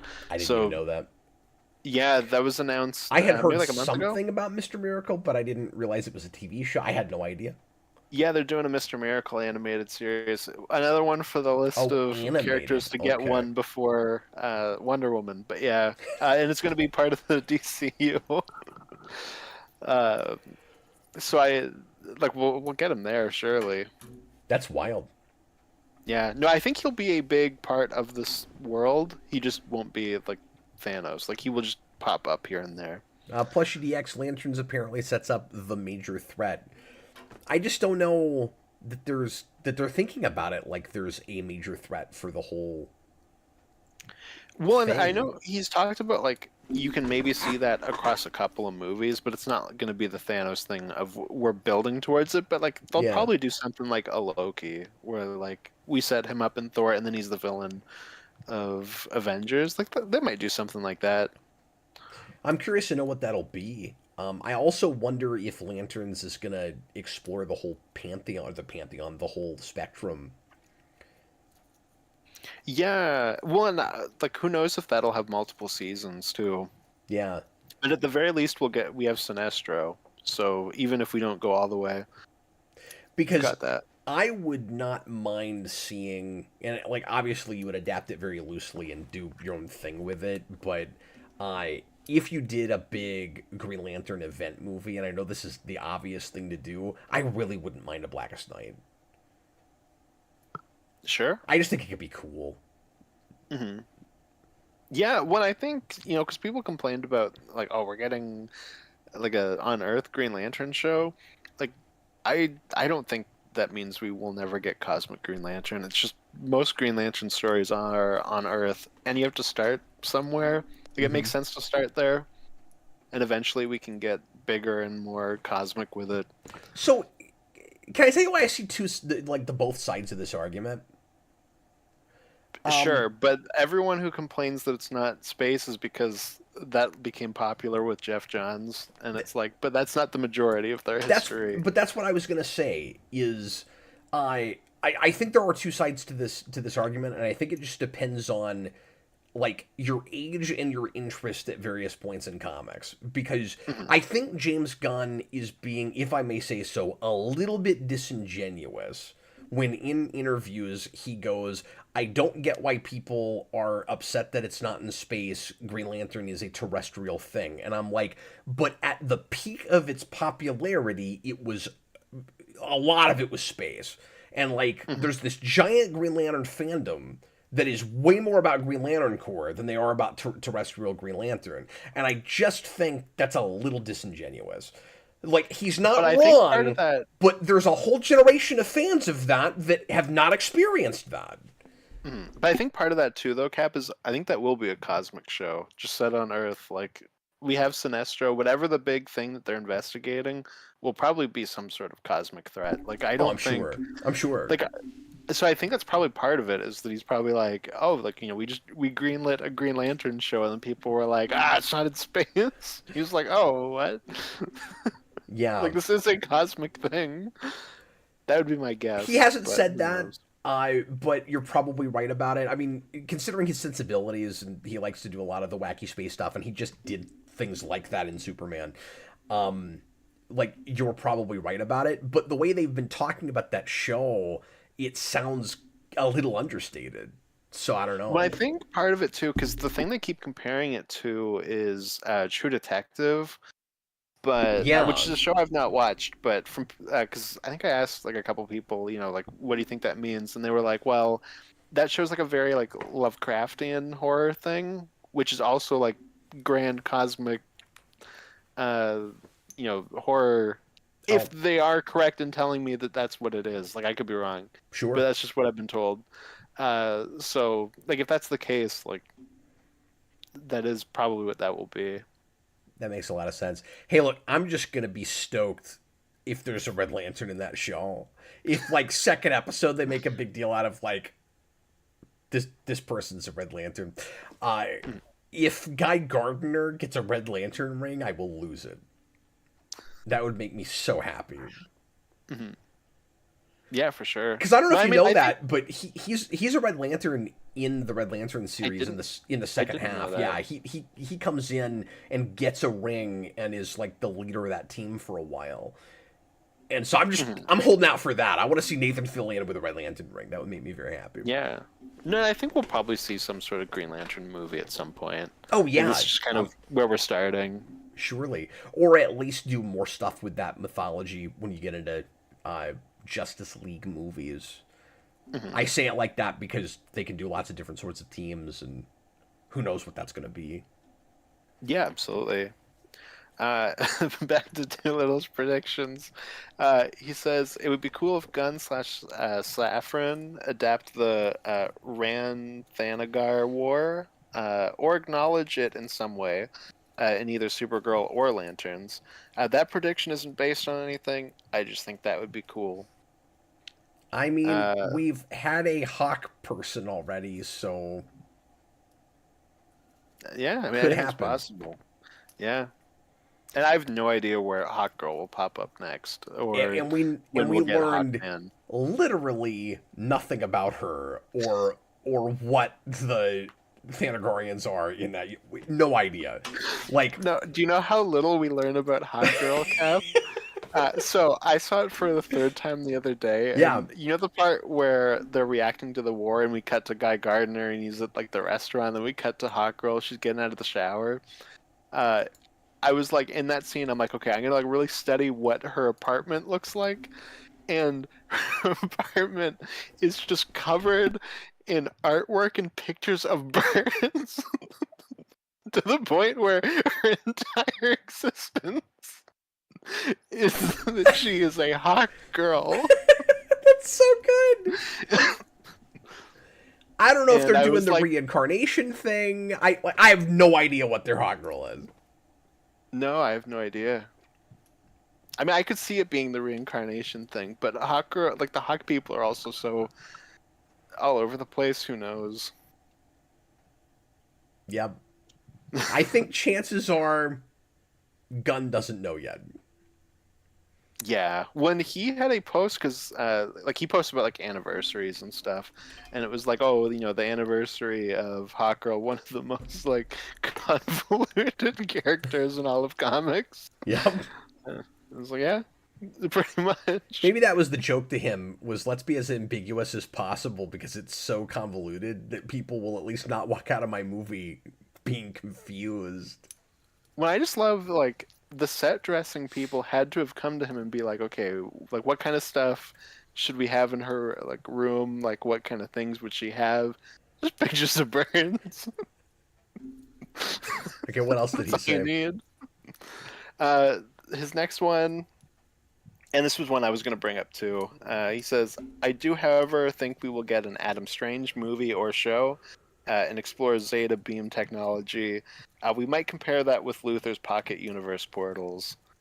Oh, okay.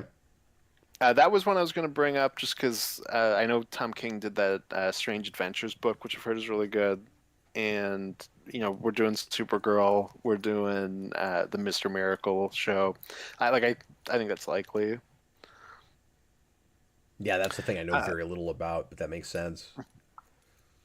And I think Mr. Terrific's also a big part of that book, but I might be conflating that with something else. He says, we got a report that Gorilla Grodd might appear in the rumored Jimmy Olsen spinoff. If that is the case, Jimmy will return to Monkey, which is a joke.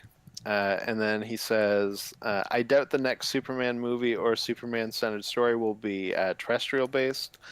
My gut says we could get an Escape from Bizarro World adaptation, or they could go to Mongol and adapt the War World saga. And I could see either of those. I don't know if we'll go straight to Bizarro next, but I could see doing like a War World thing and doing Bizarro somewhere. Yeah. I still think the most likely thing is Brainiac, just because he knows everybody's been waiting for that forever, and if he almost did that in this first movie, but yes, we should have brought up Bizarro because it does feel to a lot of us like we're kind of setting up Bizarro, and you could pay that off literally anywhere. Yeah, it doesn't even necessarily have to be in a Superman movie. Like he could come back as Bizarro anywhere. Yep. By the way, somebody at the beginning of the show, and I was gonna bring this up. Sorry, I would have to scroll up too far to figure out who it was, but somebody mentioned. I would be remiss if I didn't bring this up. That Gunn has kind of come out and said that there's not any great mystery with the Jor-El thing with Krypton, and that it's kind of just as it was laid out. And I remember I suggested there was probably more to that, and I still think there could be a little bit more going on than What than what I we think had exactly there. what But he said was that the message is real. So yes, like I mean, there is still, if you had to have an out, like you can still get around that. yeah, I'm fine with it. Like I said in the spoiler cast, just being what we're doing. But yeah, I don't know that what he said fully gets you out of I don't think it does either. possibility. Yeah, and like regardless of if I like it or not, I just think there's going to turn out to be kind of more to it. Uh, where there's going to be a perspective we're not understanding. Like I don't even think the message is necessarily fake. I just think it was like oddly vague, partly just because it was in another language, and Mm. we don't know what their Krypton looks like at all. Uh, and we're gonna have the Supergirl movie where she's from there, so I I don't know that it's gonna make them seem any more or less like altruistic or traditional Jor-El and Laura. I just think that planet's gonna make more sense. Yeah, absolutely. Yeah, and I think we'll get some of that in Supergirl. But that was the end of Josh's predictions. Okay, cool. Let me read these other super chats then. John Bradley, Yeah. 49 super chat. Hey, Cap and Austin, it's 1 a.m. here, and I Hey. am on a boat listening to you guys. You guys rock. Uh, John Bradley, you were on a boat, mother effer. Don't you ever forget. That is great. I'm glad you were on a boat. Enjoy your boat. Mm. And I hope it's not a danger boat. Yeah, you wouldn't want that. One reply puts in a super chat. Want more non-linear timeline like HAL 90s prequel. That's a good thing to talk about, Austin, is do you think we'll play this like MCU did for a really long time, with the exception, of course, of the first Avenger, and will mostly be moving forward? Or do you think they'll tell some stories in different time periods? No, I think him saying Star Wars over MCU has me thinking we will jump around to different timelines. But uh, yeah, who knows? Like I'll be shocked if we don't get some sort of JSA movie or like anything with the past, especially some of the stuff in that mural that they're obviously thinking of. Yeah, I mean, if they're open to jumping around like that, then things like, for instance, Jason Todd would not necessarily be off the table. Yeah, no, for sure. Like And you actually could go back and do full on adaptations of stories that you reference or like are really important for present day things that are going on. mhm. Yeah, absolutely. And I mean, we'll get stuff in the past too, I'm sure. Like Jonah Hex, we will definitely get at some point. Like, there's things like that. And with Hal specifically, I'm interested to see what their Green Arrow looks like. Like, could we go back and do a 90s uh, Green Lantern, Green Arrow thing? Or will he be a more modern character?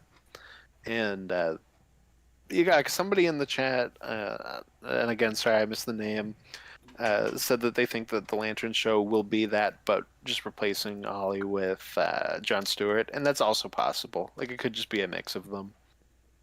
I think it'd be really cool if somebody like Green Arrow wouldn't have to be him, but if you had a character that was older when we meet him than we're used to seeing, and then you go back and you do a movie with him young and make it a period piece, that could be cool. One Green Arrow, just because of his look, like he looks older. So I'm cool with having like a 40, 50-year-old Green Arrow. Yeah. Well, when you say his look, I mean there's different Green Arrow looks. Well, I'm thinking like the very like I guess like traditional, like Yeah. the goatee, like look. Like I'm more so thinking about No, and I that. hope that's the version they do. I just don't think that's You're right. I necessarily a guess you're right. There given. is. I think it's like, I mean, yeah, you're right. Like, it's not fair to Well, jump to he that. hasn't It's just looked when like I think that Green Arrow, that's all what I that think of. often in a long time. No, and that's fair. Even when we That's give him fair. the goatee, I feel like we've aged Oliver Queen down quite a bit. Kind of like Peter Parker. He always Well, feels he's younger than really me. young in New 52, so Hmm. maybe that's like the start of it, and Yeah, we and just even keep having a after young that, villain. we tend to make him look kind of That's younger what I like mean. that. Like, we start there, and then we haven't gotten out of it. Maybe the TV show hurts that, like helps with that. I don't know. Yeah, but that was happening before that show happened. Oh yeah, because New 52 would be the year before. Hmm. Yeah. And so that show's probably looking at that. But hmm Yeah, well, I just mean too, like then that show get like you do that with New 52, then that show gets big, and then we kind of just haven't gotten out of it. yep. But yeah, who knows?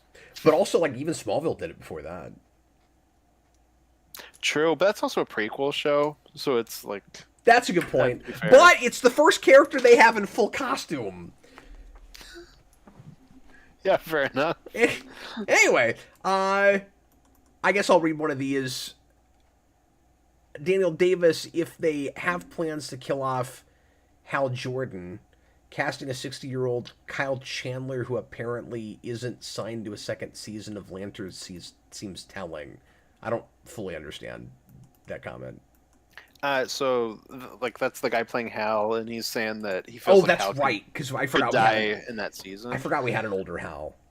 I also feel like Hal could die in that show, but it could go either way. Uh, yeah, because he's not like super old. Like, he's about what I was saying for Oliver Queen. Like, he's about that age. But that means he's been a Green Lantern for a long time, and Yeah, he's been a Green Lantern for a while. that was really surprising to everybody. Yeah, a lot I of people forgot were all really about it. shocked by that. Yeah, I mean, fair enough. Like, when you have a younger Superman, it's easy to be surprised by an older Hal. But it also seems like if we do a Justice League, we will probably have John be the one that's the Green Lantern on the team, anyways. And as much as I'm okay with like Superman is your first superhero, I'm also okay with a Superman that comes in like late to a universe that's already uh started and fully populated with superheroes. I mean, it Yeah, I makes think they made a good case for that. well, and also it makes sense because if you think about traditional DC, that would just be the case already. Like if you have a JSA that operated in the 40s or the 50s. hmm Yeah, like you're at a point where there's characters who are legacy characters to old JSA ones by the time Superman's a thing. Yeah. So hmm people would just be accustomed to the idea of superheroes at that point. Yeah. Do you want to read another one, or should I do one of these Yes, shorter I think ones we also. first? Oh no, you did not get the last super chat. I Okay. knocked those out. Yeah. Up to you. I only have two, so if you want to do another one, you can. Okay, let me do that. Robert, we'll get to your super chat in a minute, man. Thanks, buddy. Slipmaker, my speculation is heavily based on DCAU Lex. I think the next Superman movie will be a begrudging, sorry, this is weirdly written, a begrudging team up with Lex to stop a bigger threat, which earns Lex a pardon and then gives him an opening to do President Lex in Superman 3. I like that a lot better than jumping ahead to that, and I would really like a, as you put it, begrudging team up movie. I always like it when we do that, when Superman has to kind of put feelings aside and work with Lex for a minute, and they realized how much they would complement each other if only they could figure out how to get along. Yeah, I imagine there's probably like three ways you go with that. Either whatever the next main villain is for Superman, you do like the Superman 2 thing, where they're working with Lex to some degree. You do what that patron just said, or you do like the government is working with Lex and they bring him out to work on it. I guess kind of like Doom in Rise of the Silver Surfer.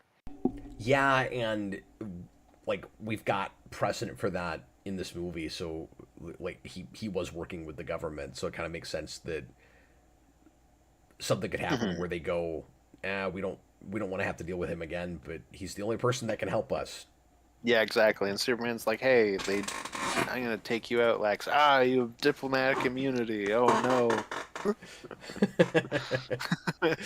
Robert put in this $5 super chat. I need to see the Superman talk to Supergirl about Jor-El. I get his arc is done, but he should be asking her about it and how well she knew him and Laura. He definitely should be asking questions about that, but he's gonna have to wait until she's not drunk and back on the planet. So it makes, I guess, enough sense that he won't have had that conversation with her yet. Hmm. Yeah, I also just get the sense from the end of that movie they're not super close. Yeah. Like, they're cousins that see each other on holidays. Now, is that an excuse for them to not have that conversation? Like, no, not necessarily. But, like, I don't need it right away. Like, at some point, we should have that conversation, though. Yeah, I mean, even if it was off screen and eventually we found out about it, it would make sense that he would go and ask her about that. Hmm. Yeah, once we have a better sense of her background, that alone could answer quite a bit. Yeah. Because I'm going to assume it's the standard thing where she remembers being on Krypton and all of that. Yeah, and we basically know that, but like, we don't know how close she was, like how well she knew Jor-El and That's true, too. Lara. Like, there's so many different things that it could be. Yeah, and just how militant of a Krypton it was. Yeah, and I mean, it's Or like, also are they an empire? Like, I don't know what that Krypton is yet. yeah, there's that, and like how well you know your uncle, like doesn't mean you know everything about them too. Like there's so many different possibilities with that. Well, it's just the way we usually play it if Jor-El is sending uh, Kal-El to conquer, is that's just kind of what Krypton does. Like, it's not usually he's a bad guy. It's like uh they're conquerors. But yeah, it's just part of their culture. So that's why I'm kind of, in a weird way, almost like less interested in what exactly Jor-El is and just what the planet is, because I'm gonna assume that's an extension of the planet. I mean, that could be part of why it's a darker Supergirl too. Yeah, sure. Yeah, absolutely. Wait, sorry, were you done that last patron one, or did we cut it off halfway? No, I was done. Okay, here, I'll read my next one. Serial One Pigs Fly, he says, I feel like we should pen in the fact that Batman will be in Clayface. Yeah, I mentioned that earlier. I think that's Yeah. very likely. It would simply be too long of a wait for him if he's not in that movie. I feel like the first villains of a JLA movie will be Brainiac. They will try and make him a bigger deal after the Suicide Squad game. I don't know. I don't know if that's the way they'll go. Like, how do you feel about that? About what now? Brainiac being the first Justice League villain. Personally, I wouldn't want that, but like, what do you think about that? I don't think that's likely if Superman gets a direct sequel anytime soon. And I also don't think you'll see a full-on Justice League movie for like 10 years. Yeah. No, I think And I think you'll see Roberts is probably Brainiac more before you see that. Yeah, and I think Robert's probably more onto something about it being a Superman, Supergirl movie with Brainiac. Yep. I think it's even more likely that you'd get Darkseid in a Justice League movie before it was Brainiac, and I don't think they'll do that either. But I think it'll be, not somebody else's major villain. Yeah, and I think I don't know. I think part of me too would cry foul that we finally get Brainiac in a movie, and it's not really a Superman movie. Mm-hmm. He says, "I think Cersei will be the villain of that Wonder Woman movie / TV show in development." Yeah, I did too. Yeah, I hope so. I think that's the route they should go. They've kind of already set that up with Creature Commandos. That just seems likely. Yeah, exactly. Yeah, and I could see her being a villain in that Amazon show whenever that happens, and in the Wonder Woman movie. And I still haven't finished Creature Commandos because I'm a fraud. I just keep forgetting about it, so I can't do any speculation based on that. I'm sure if I finished that, I'd have other thoughts, but... No, I think we should do that like we did She-Hulk at some point. Like, just do it as like a watch party. I think that'd be fun. I don't know if I want to watch party that. Fair enough. I mean, if you don't want to, Well, I but it's just just an idea. like that's a little different from She-Hulk. I needed to talk over that to enjoy it. Do it to get through it. This I don't know if I want to talk over it. Where I'm having to talk about what's happening while people are saying things and I'm missing stuff. I don't know if I want to do That's that. fair. That's fair. We Oh, could it's do it just an after I idea. see it, but I don't know if Yeah. I don't know if I want to experience it that way. No, that's fair. And then his last thing is he says, I hope the Teen Titans movie comes out after Justice League. Just seems strange to have them exist in this world before the JLA. I don't know, I'm indifferent to that. I can see that either way. I don't know if you have like a hard opinion on that. I was looking at comments and I missed part of that. I'm sorry. Can you read some of that Oh, again? no, it's okay. He just said that he really hopes that Teen Titans comes out after Justice League because it would be weird to have Teen Titans before the Justice League. No, I don't have any thoughts about that. I'm Yeah, not. I'm fine either I mean, way. nothing against you, but I don't understand why that's weird. I mean, I guess to the degree that it's like it's weird that the kids have their team before the adults, but at the same time, like I don't know, I'm fine with They that. don't though, because there's precedent for there having been teams before. They just weren't called the Justice League. No, and I agree with that. So that's why I don't think it's weird. Like we Yeah. have like it's funded by a corporation and it's small, but you have a team right now. You also have that post-crisis. You have a Teen Titans before the Justice League. Oh, really? Yeah, it's really weird. Superman meets Wonder Girl in that before Wonder Woman meets anyone. That is the strange. the continuity of that's really weird because Batman and Teen Titans don't reboot.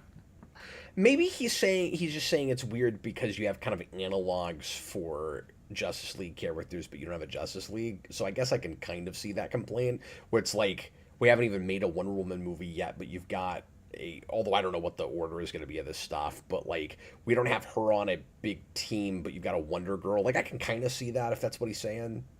And if we have Wonder Girl, like If I we could even see had that. that, yeah. Yeah, who knows? Like that 'Cause could just be your the typical TV show lineup. I don't your know. typical lineup or a typical your most popular lineup I guess isn't even actually Justice League analogs now that I'm thinking about it. They're all pretty different. Like Beast Boy doesn't line up with anybody, Raven doesn't line up with anybody. Like they're their own thing. I guess that's why I was saying I don't really see why it's weird, but Yeah. My thing with I want this before that, I would just be I hope we get that Teen Titans movie before that Deathstroke Bane movie. yeah, 'Cause sure. I would rather see him be the villain of a Teen Titans movie first. Now, I don't know how I feel about Teen Titans before Batman. I'll say that. I don't know if I want to see whichever version their Robin is before I see the Batman that trained him. They did that with the Titans TV show. Not that I watched much of that because it was bad, But but those could be the two 2028 movies. Like you could have oh yeah, sure, them them like together. one after one another, and if that's the case, I don't care which one comes first. I don't But care if they're months apart. I do care if they're yeah, years apart. yeah, no, that I get completely.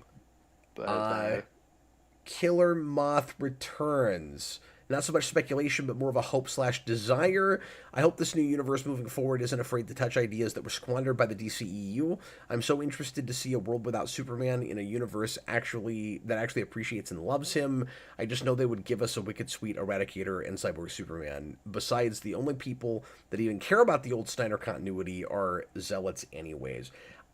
As much as I love Death of Superman and that cast and like those characters, we've just done it so much in other stuff. I don't need it with this, because there's a lot of, and I know that's weird coming from me, because like a lot of my favorite or some of my favorite Superman characters are related to that whole thing. And when like the Superman and Lois, I started going to that stuff, I was excited about it. But the thing is,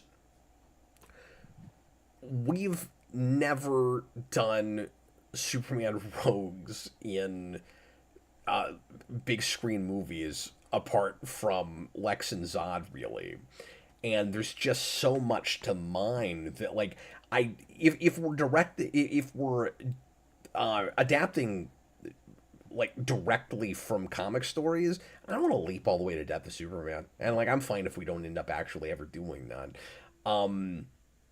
I just want us to finally do some of the major Superman characters like Metallo and Toyman and stuff like Yeah, that. Like, yeah, I wouldn't like care to see that, but at the same time, like I'm not like against it. Like if we get there eventually, I feel like they're probably more likely if they ever do anything like that to do like the end of All Star or like whatever happened to the Man of Tomorrow, like that kind of an ending. well, I'm with Uh, you if we ever get there. I just want to do it very early if we ever do it. He yes. needs to be in 8 movies before that happens. I also have to bring this up because it came up. I don't know if Robert messaged you about this, but he recently listened to the Superman Returns commentary you did with Oliver, and he told me that there's a part in it where you're like, you know what? I really think Man of Steel's continuity could have a Death of Superman. I think that's the perfect place to do it. And he goes, Wow. in like the next one, and you go, no, obviously not in a Batman Superman movie, but someday. Wow, did I actually say that? And then That's what he's telling me. that's I what wasn't sure if he happened. messaged you about it, but No, I was he didn't like, tell me this about it. came up. I have to mention this. That's amazing. Like, no, of course you wouldn't put it in the Batman Superman movie, but someday in this Man of Steel continuity, we should do it. That's hilarious. I now I'll also say some of that Death of Superman stuff, if and this is assuming that they don't plan to ever actually do that story, I wouldn't mind finding other places to put it, like doing a Steel outside of that, and Yeah. finding some other way to do Hank Henshaw. Like, I would love to see Cyborg Superman, but I don't necessarily have to have Death of Superman to get there, I guess is what I'm saying. Yeah, I mean, it could just be a thing too, Cap, where, kind of like Nightfall, where we jump to Bane, but you don't necessarily have to do Nightfall anymore. Like, you Absolutely. could always do that with, like, all that Death of Superman stuff, even with Doomsday. Well, You know, and with an older Hal Jordan, it kind of makes you wonder how much of his background has happened. Like, did we already do Parallax? well, I'm wondering if Parallax will be a thing in that show. Like, Maybe. when he was announced as being an older guy, I was like, oh, we're doing Parallax, aren't we? But who knows? Because uh, Parallax happens directly because of events with Death of Superman. I didn't know that. Well, yeah, Interesting. because Cyborg Superman destroys his city and it makes him go crazy. So And I knew obviously that's where that starts. I didn't know that that came from Death of Superman. I didn't know that was connected. That's where it yeah, happened. so that's Cyborg Superman's big plot while he's pretending like he's the real Superman is the whole time he's Yeah. planning on destroying that city. And then that's what he Okay. does. And that's how he reveals to the world that he's bad. And that's Yeah. all Interesting. that's all Reign of the Superman. And that's why he turns into a Green Lantern villain, because Mhm. he's one of Hal Jordan's kind of arch nemesis after that, because he did Yeah. that. So I think you could do that. I think it'd be cool to see Hank Henshaw show up and you know wreak havoc with Green Lantern, and then use him as a Green Lantern villain, whether Mhm. he's involved with Superman or not. But I'd also like him to wear a Superman suit, but he doesn't have to. And both Mhm. have been cool. Like, he doesn't wear a Superman suit anymore. Usually when we see him, he's still, now we just call him Cyborg, which is weird because there's a good guy Cyborg and a bad guy Cyborg. But That is so awkward, especially it's now really that awkward. Cyborg's like a mainstay of the Justice League at this point. So he also interacts with Hal Jordan a lot. Weird. Weird. Weird. But yeah, you'll have to read that stuff at some point because it's ridiculously important. Like, Yeah, oh, I picked it all up at Christmas, and then I oh, think we cool. were talking about doing Funeral for a funeral Friend. for a friend. We never So got I just around kind to of it. held it off for when we do that. Oh, I'm sorry about that. Oh, I mean, I I have a keep million comics to read. I It's keep not a big not deal. picking it because it's long, and maybe we would just break it up and not do as much of it at once as I was gonna. But But how long is it? well, it's like 12 issues. Oh, yeah, I mean, I don't mind doing 12 issues. It's fine by me. Yeah, Anyways, we're just planning stuff on camera again. Why don't you read another one and then I'll get back to super chats here. yeah. So this is my last one. So this is from Super Billy, and He says the next solo Superman film will likely feature Brainiac as the primary villain and Lex Luthor as the secondary villain. The latter may even become, however briefly, a reluctant ally of his arch nemesis. So kind of stuff that we've been dancing around, Yeah. but I think all of that's very very likely. Yep. Real plausible. Hmm Okay, so it looks like all of these points are like a specific, like different pitch. Okay, a period piece, a JSA film or series that features at least some of the characters showcased in the Hall of Justice mural will likely be made. Again, I also think that's pretty likely. Yeah, I could also see that as an animated project. Yeah. I guess it doesn't necessarily have. Well, you did say film or series, but yeah, Sure. uh, that could be an animated show. Absolutely.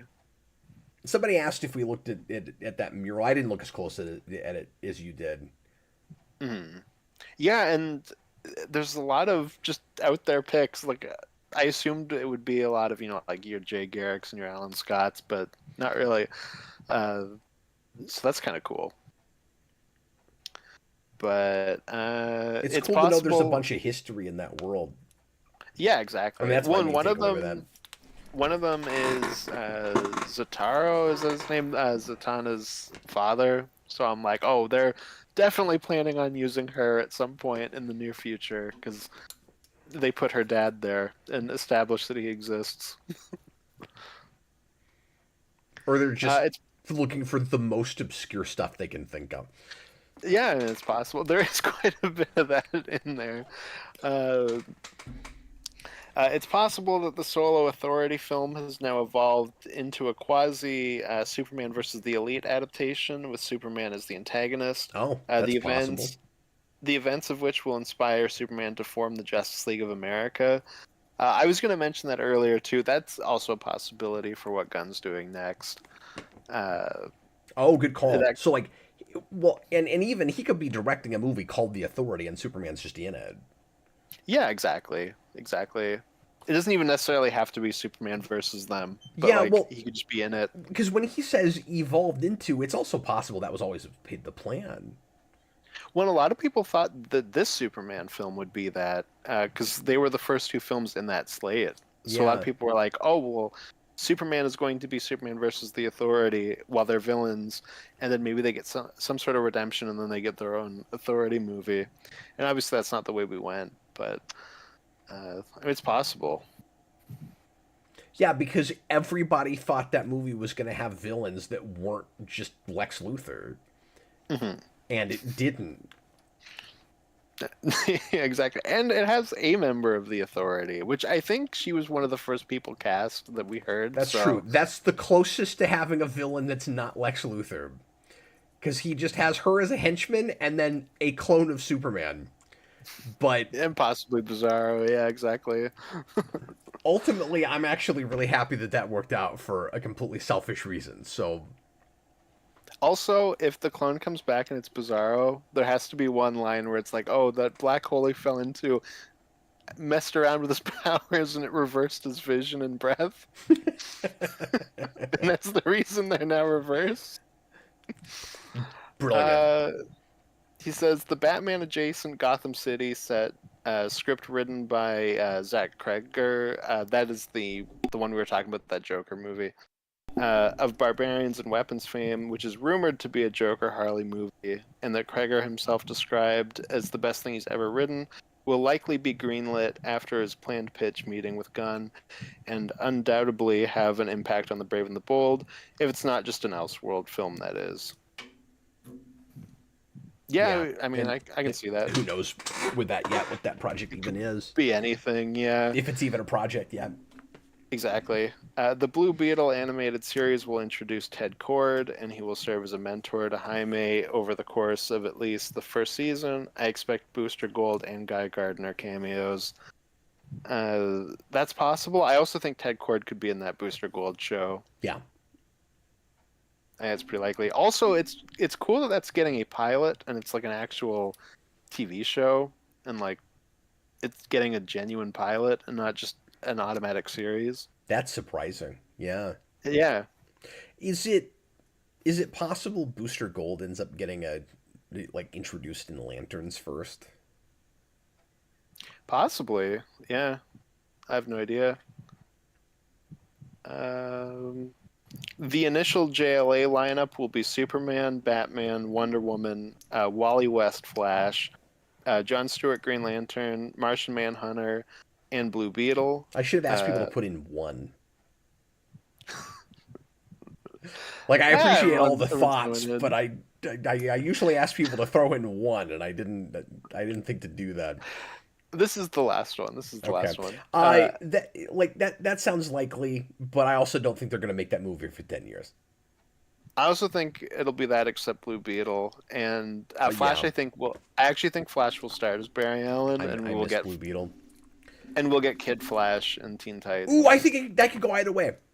It could go either way, absolutely. But my gut feeling is that we will have Kid Flash and Teen Titans. But yeah, could be.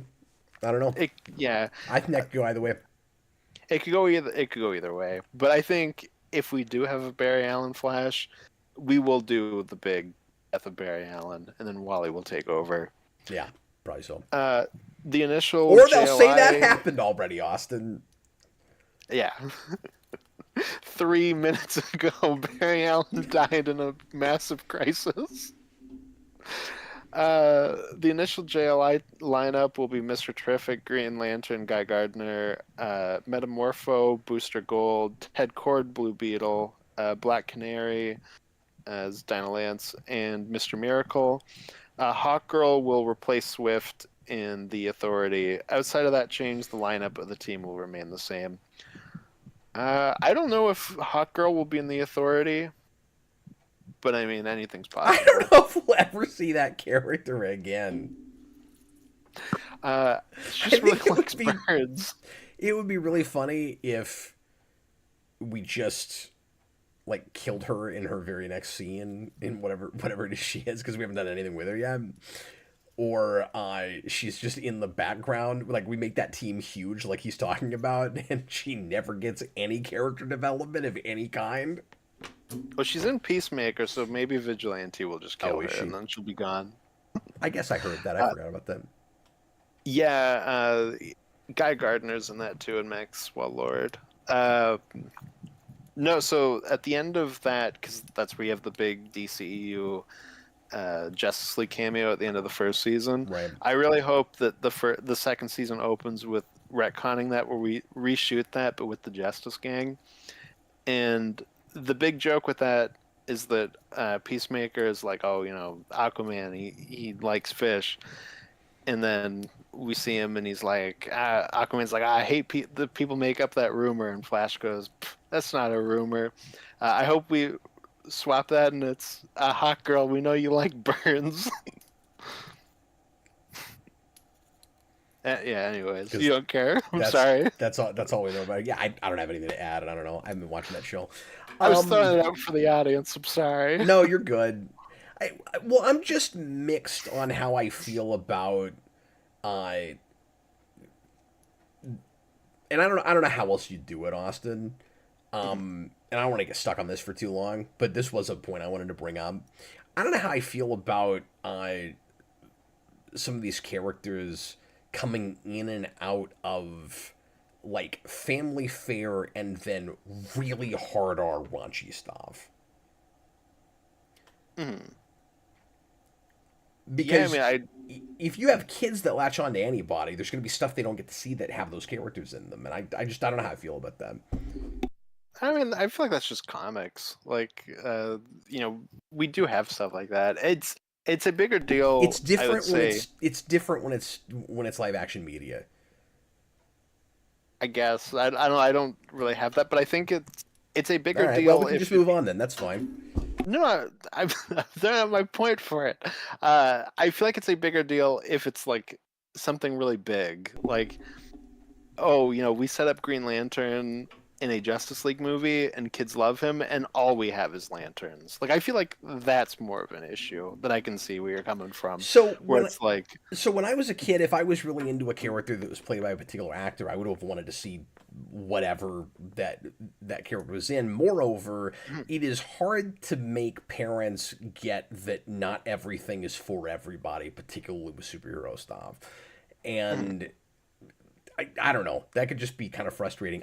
The reason I think it's different with between comics and live action is it's the same actors.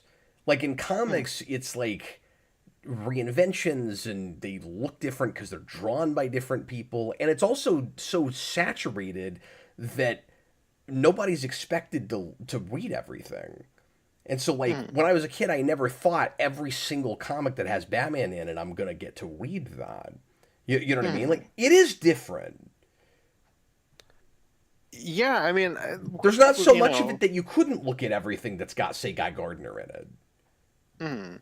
But, like, I don't know if I have a strong feeling about, like, Guy Gardner and Hot Girl being in a Superman movie and then being in a scene in an R-rated TV show.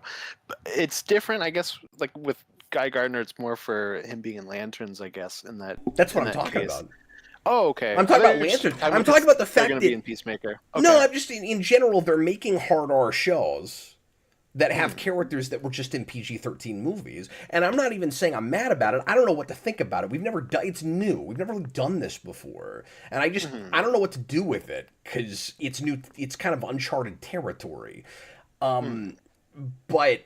Like, I guess the closest thing is, like, Wolverine and Deadpool and Wolverine. I guess we've done that now. Well, Wolverine... But Wolverine already had a hard R movie, so... Yeah. No, I mean, like, you have stuff like that. That's true. Yeah, that's true. You know, well, in comics, it would be like, okay, I really love Batman. Like, this new Dark Knight Returns book just came out. You know what I mean? Like, that's where I have trouble seeing it as, like, the... like where you're coming from. Like I get what you're saying. Like I'm not trying to throw what you're saying out completely. I think that's just where like I'm kind of struggling. Where I'm like, but I don't see why it's an issue because we can do stuff like that in comics. But at the same time, like I get where you're coming from. Like I said, I think it would be an issue if Green Lantern shows up in Justice League and he becomes like the new kid's like favorite character, and the only thing that he has of his own is like an R-rated HBO show. Well, I also think it's really complicated in comics also. It's just like we've done that for decades, and I'm just like used to having to deal with that, and so it's easy to like tell my kids you can look at this and you can't look at this other thing. And I guess you do the same thing with this. But the point I'm making is it really feels different when it's played by one actor. I think for me the big distinction too is that it's a lot of like bit parts where it's like, you know, Guy Gardner, for example, has a pretty small role in Superman.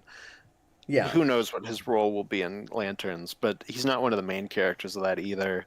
You know, so it's hard to say in that realm as well.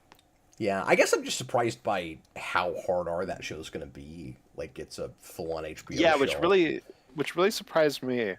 I didn't think that that's how they would go, and like I can understand being annoyed that they're making a hard R Green Lantern show. Yeah, and I mean, like, I'm not even super annoyed about that. I hope eventually we get, you know, a movie that like everybody can see. Certainly, yeah. I am really intrigued about that choice, just as an adult fan. But like, I have two brains about it. No, it's very interesting that's the route that they took. Yeah, I guess they're like, kids don't care about Green Lantern. We're not going to make them. They used to. They probably don't now, but they used to. We'll get a Dexter movie and we'll flip that around. And then all the kids will be like, yes, now I got to go watch Lanterns. Billy the Kid Lawrence, $2 super chat. Ironheart, White Castle celebration when? Yeah, I don't know if that's ever gonna happen. You and John can celebrate it and watch it. That'll be a good time. We talked about doing something with that. I feel like the moment has kind of passed. Like that's been out a while now. I don't think anyone cares. I've gotten a couple of super chats about it. But they specifically mentioned that they don't want me to be there. They only want you and Joe. Well, we should only watch that last episode where apparently there's an epic battle in the White Castle. And the big character they introduce. But I don't know. We did She-Hulk like 2 years after that finished. So Yeah. And John just popped up in the chat and he said, in 2 years, I'm perfectly willing to do Ironheart with you, Cap. oh, okay. So there you go. It's got to be 2 years. Yeah. Mm-hmm. Is that what he said? Well, no, just like within that 2 years, yeah. Oh, I think he said in 2 years. It's like within. Like the rewind rule. It's got to. We'll do it, but it's got to be 2 years. He said in 2 years. I think he meant within. John can't spell or grammarize, so he doesn't know that the word within starts with a W. Exactly. He only knows the end of that word.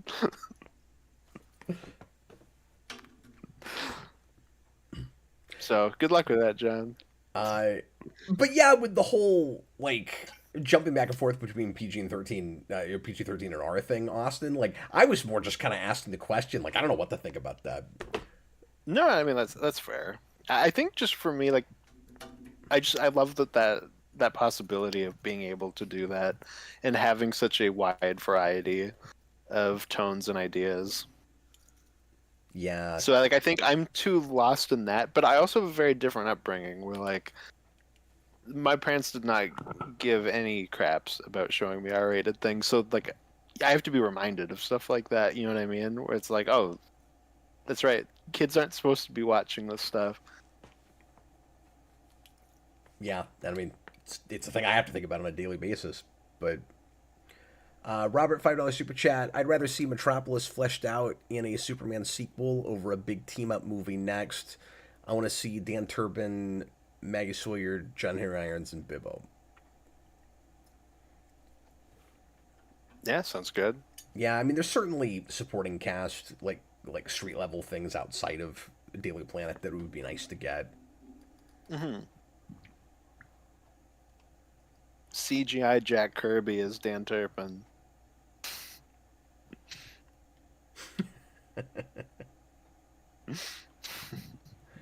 John, stop volunteering me for stuff, Austin. I'm just saying your own words. I don't know what you're talking about. Okay, you said you were done with your side of questions, right? Or yeah, exactly. I have no more. Comments. I only had the 3.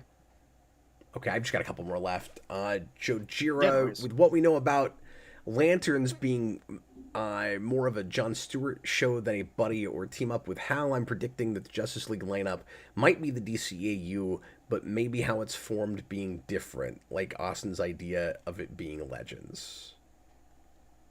Oh, thank you. I also think that would be really fun. That would be cool. But I still think it's going to be years before we get to them. Yeah, I feel like, because you said 10, I feel like at least like 5 to 7. Yeah. If not 10.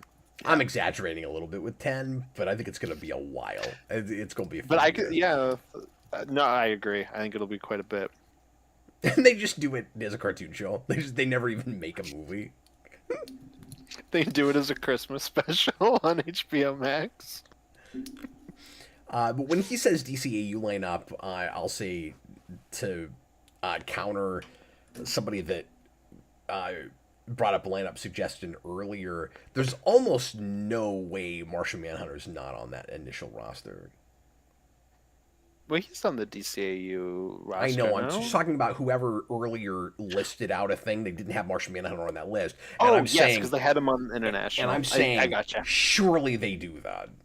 Mm-hmm. Yeah. I'm saying I agree with this commenter and not the other commenter. That's what I'm trying to say. It's getting late. I'm getting tired. No, it's okay. I mean, you can always spin international off of the main Justice League because he is their leader. Yeah, that's true. That's true. But so I don't know that you could have your cake and eat it too. No, absolutely. And it would be fun to mix and match like that. And to spin things off where he goes off and makes his own team. But one thing that we got to remember is there's like these are movies and not TV shows, and there's just only so much time and money. So like a lot of the things we're talking about, it's really hard to do in big budget 2-hour movies. Mm-hmm. Yeah, exactly. And a lot of these, and that's the problem with adapting, comics to big screen as opposed to TV shows is that medium is about serialized month-to-month storytelling. Mm-hmm. Yeah, exactly. But I think Martian Manhunter will make that team before Cyborg does, especially with Teen Titans already being in development. Yeah, and also we're getting further and further past New 52 mentality, and that's just kind of where that comes from. Like, True, but I do feel like that's kind of lingered. has it? But I feel like he's still like a part of Justice League and I stuff. just haven't looked Yeah, no, fair at enough. that Fair continuity in a long enough. time, so I don't know what the current Justice League He lineup might not is. be in like the main team, but like, I do feel Yeah, like in things he's still there. Like it's just kind of lingered. I hope we don't start with him. No, he should be on the Teen Titans where he belongs. And then maybe one day he can be on the Justice League, but he shouldn't start I there. just want to be a founding member. That's all. And if No. we had a pre-existing Justice League where we didn't see them formed like we're going to in 10 years, I would kind of roll my eyes if he was there, but at least he's not a founding member. Yeah, exactly. But that's kind of more my thing. It is kind of interesting the things that we're saying, like, happened earlier in this continuity and things that we're waiting on. And I guess there's really no way around that, like, unless you just dropped an audience into a particular comic time period and you said, this is, like, everything in comics that happened before this happened in our continuity, and everything else that we haven't had yet we could get to later. And I wouldn't really expect anybody to, even Gunn, to come in and do it that way. But you know, like what you were saying earlier, where we're only 3 years into Superman, but then there's all this stuff that's happened already, and then like Aquaman, we apparently haven't met yet. Like, it's just some of those choices are kind of interesting. Yeah, exactly. One, I think it sets up, interesting places for where you go. Like, you can do like more of a traditional origin for Aquaman now in a way we kind of muddled in the DCEU, or not. I don't know. No. Bag Studios. This is what Speculation Cast always degenerate into. Is just, I don't know.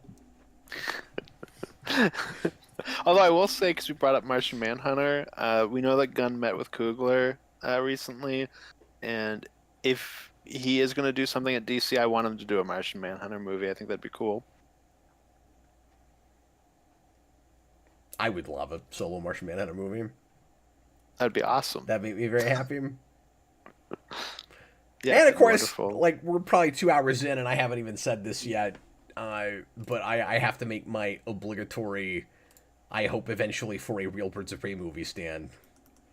You know, I was going to say to the say official that. Clock King movie, but yeah, Birds of Prey, absolutely. Well, if I have to put in my top 5, I guess it's Birds of Prey, and it's Clock King in something. It doesn't have to be like his own movie. No, like, it has to be his own solo movie. Clayface made $200 on a $20 budget. Okay, we have to make more movies like it. Can I? Okay, all right, but can I have a Green Arrow movie that recognizes Clock King as a Green Arrow villain? Like, that'd be good. No, they're gonna get an actor that's like, I love Clock King so much, and my Clock King is gonna kick Aquaman's ass. He's gonna clean his clock. I refuse to be in a Green Arrow movie. Okay, I tell you what, I will throw out the 5 things that I would go pitch Gunn if I had a chance to pitch Gunn, and then you do your 5. Oh God, okay, I have to think about my 5. Okay, go for it. Go for it. See if you can come up with 5. So, and mine will be kind of predictable if you know me, but so it's gonna be Birds of Prey with Oracle, of course, leading that team, and then it's gonna be a movie with Clock King in it, whether it's Batman or it's Green Arrow, whatever it is, and then Red Lanterns.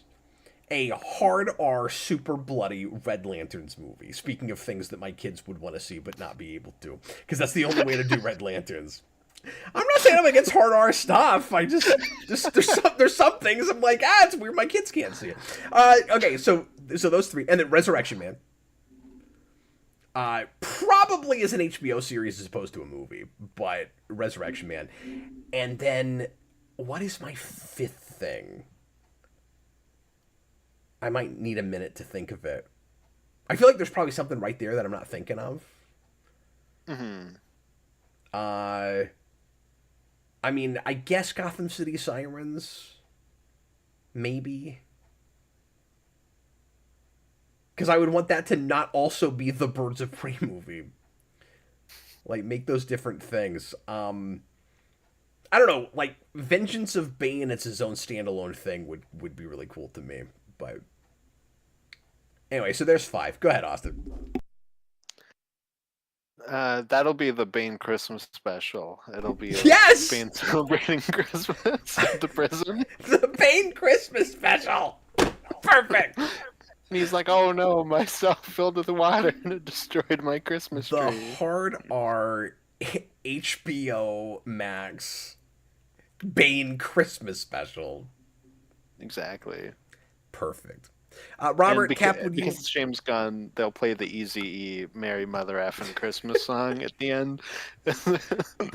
Robert, would you want Cassandra Cain's Batgirl in Birds of Prey? I mean, I would be fine with it. Like, that would be a way to get her in there, because you're not as likely to get a straight up solo Cassandra Cain movie. And Austin and I we haven't brought it up on this video, but he and I have talked privately about how Gunn really likes her and she's liable to show up somewhere. But like that's fine. I mean, do her, and because I love her to get a solo film, but I'm not expecting it. So like her, She could get a solo show. that would be wonderful. Yeah, but yeah, her and Black Canary and Huntress with Oracle calling the shots, that'd be fine. Because usually it's just, these days we tend to have like 5 or 6 people on that team. We'll make that team too big, and it's always got to have freaking Harley Quinn. And Big Barda a lot these days. We put her on that team a lot. But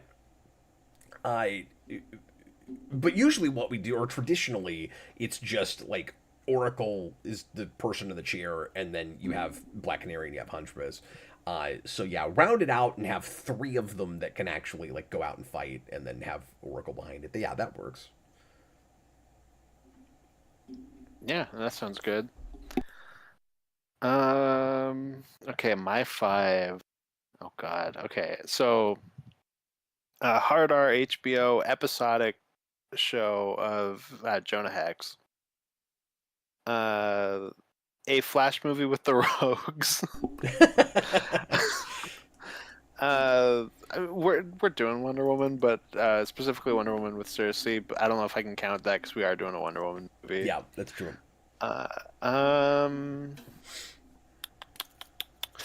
God, what else do I really, really want? Either a movie or a show for Doom Patrol would be cool.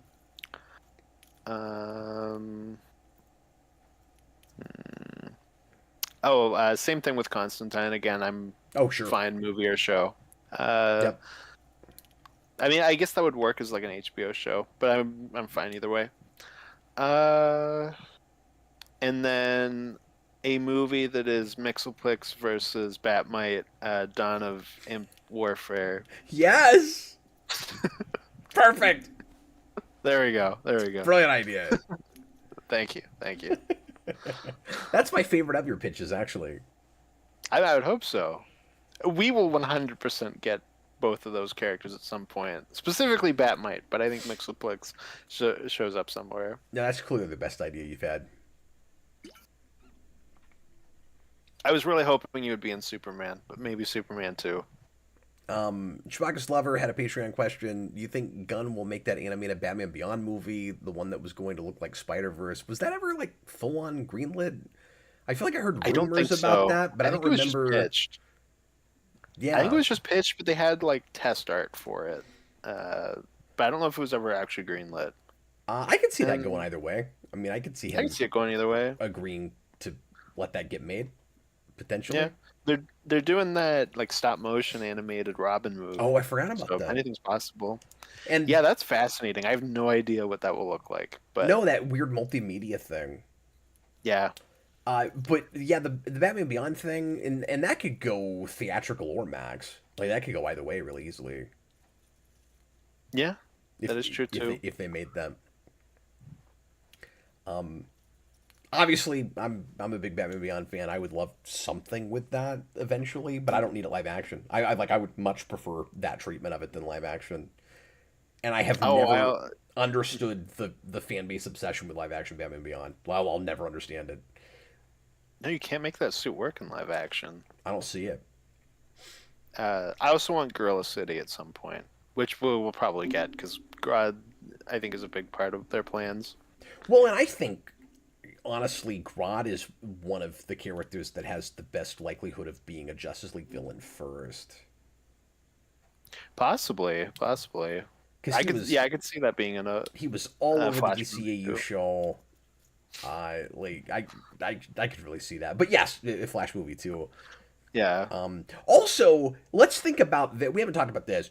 Is it also plausible that we introduce various villains in different movies, and then in 10 years, when they put out the Justice League movie, we get a Legion of Doom, and we're thinking too small, one character.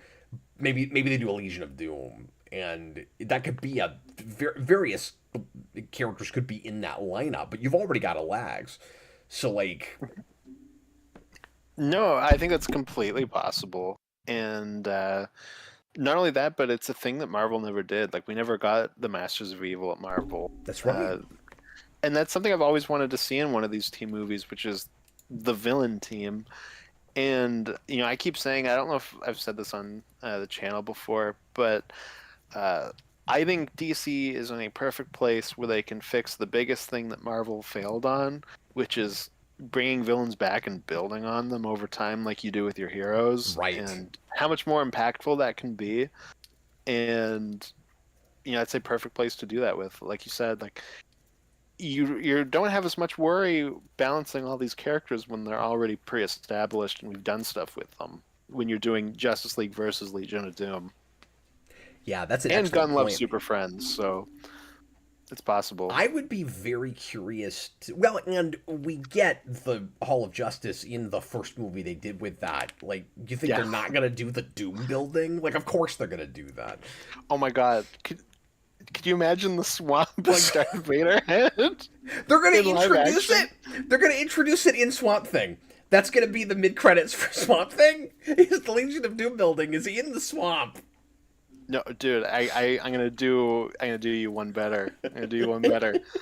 Opening of that movie, like 3 years ago, Lex went to prison. 3 months ago, Cheetah went to prison. 3 weeks ago, whoever went to prison. And now, meanwhile, at the Legion of Doom, and then the head rises up out of the swamp. It's gonna happen. That's the clear place to do it. Yeah. But So yeah, perfect. there is the question as to how often we'll actually kill villains off in this universe, and if Gunn will. And he's kind of talked about this like he doesn't really have specific mandates, but I wonder if he won't have sort of an unspoken rule of we don't kill bad guys off the first time out. Or it could be you have your characters that can die and you have your characters that can't. Mm-hmm. Like, can Brainiac die in Superman 2? Like, possibly. I don't know. Like, I don't know that that's a villain necessarily that you'll like keep bringing back and back like Lex. It's like that's a possibility, but That's a good point. Maybe not. Maybe you also would like have ideas to bring him back If later they're- on, so he can. Yeah, live. maybe if they're too big that we don't think we could really top them, we would be more okay with killing them off. Or we just go. I mean, somebody in the comments said that, and I had not heard this, that Gunn has come out and said, like, when we kill characters off in our universe, they stay dead. But somebody like Brainiac, there are easy loopholes where he can say that and still get away with bringing it back because like that's a character that can very often replicate himself and stuff. So, Well, I like, think at the end of that quote, he also says, "Except robots." So oh, Brainiac does would he be say an that? out. I was gonna I say, think like, so. Gunn making that statement should not preclude potential fake outs, especially for the superheroes. Like, you've got to let Brainiac be able to pretend to be dead, or die, but there's other Brainiacs. Like, you got to be able to do that. Yeah, and obviously, there's exceptions. Your Ra's al Ghul, for example. Yeah, he can But die because he has a built-in way to come back. exactly. But I think they're just going to try to get away from like killing people constantly, and then they come back. Well, that's why I don't think he would ever do Death of Superman. I don't know this about Gunn. I bet he doesn't like that story. It's possible. It is possible. I bet he doesn't. He likes that era, or some stuff around it. I bet there's characters out of the story he would like, but I doubt very seriously if he's a fan of Death of Superman. Yeah, I wonder. There's things where it's like I'd be interested to talk to him and like pick his brain about stuff like that. Like, like weird choices like that.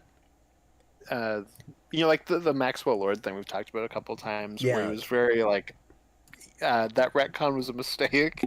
Because I'm sure there's a ton of stuff like that that we probably wouldn't even think of. That he's like, yeah, I don't care for that. Well, and I just find him really unpredictable in his tastes. Sure. And it's also important to remember that he's running this, but he's not making everything. So he will be pitched things that are not his favorite thing, or that maybe he doesn't even like in the first place, but he knows are good pitches.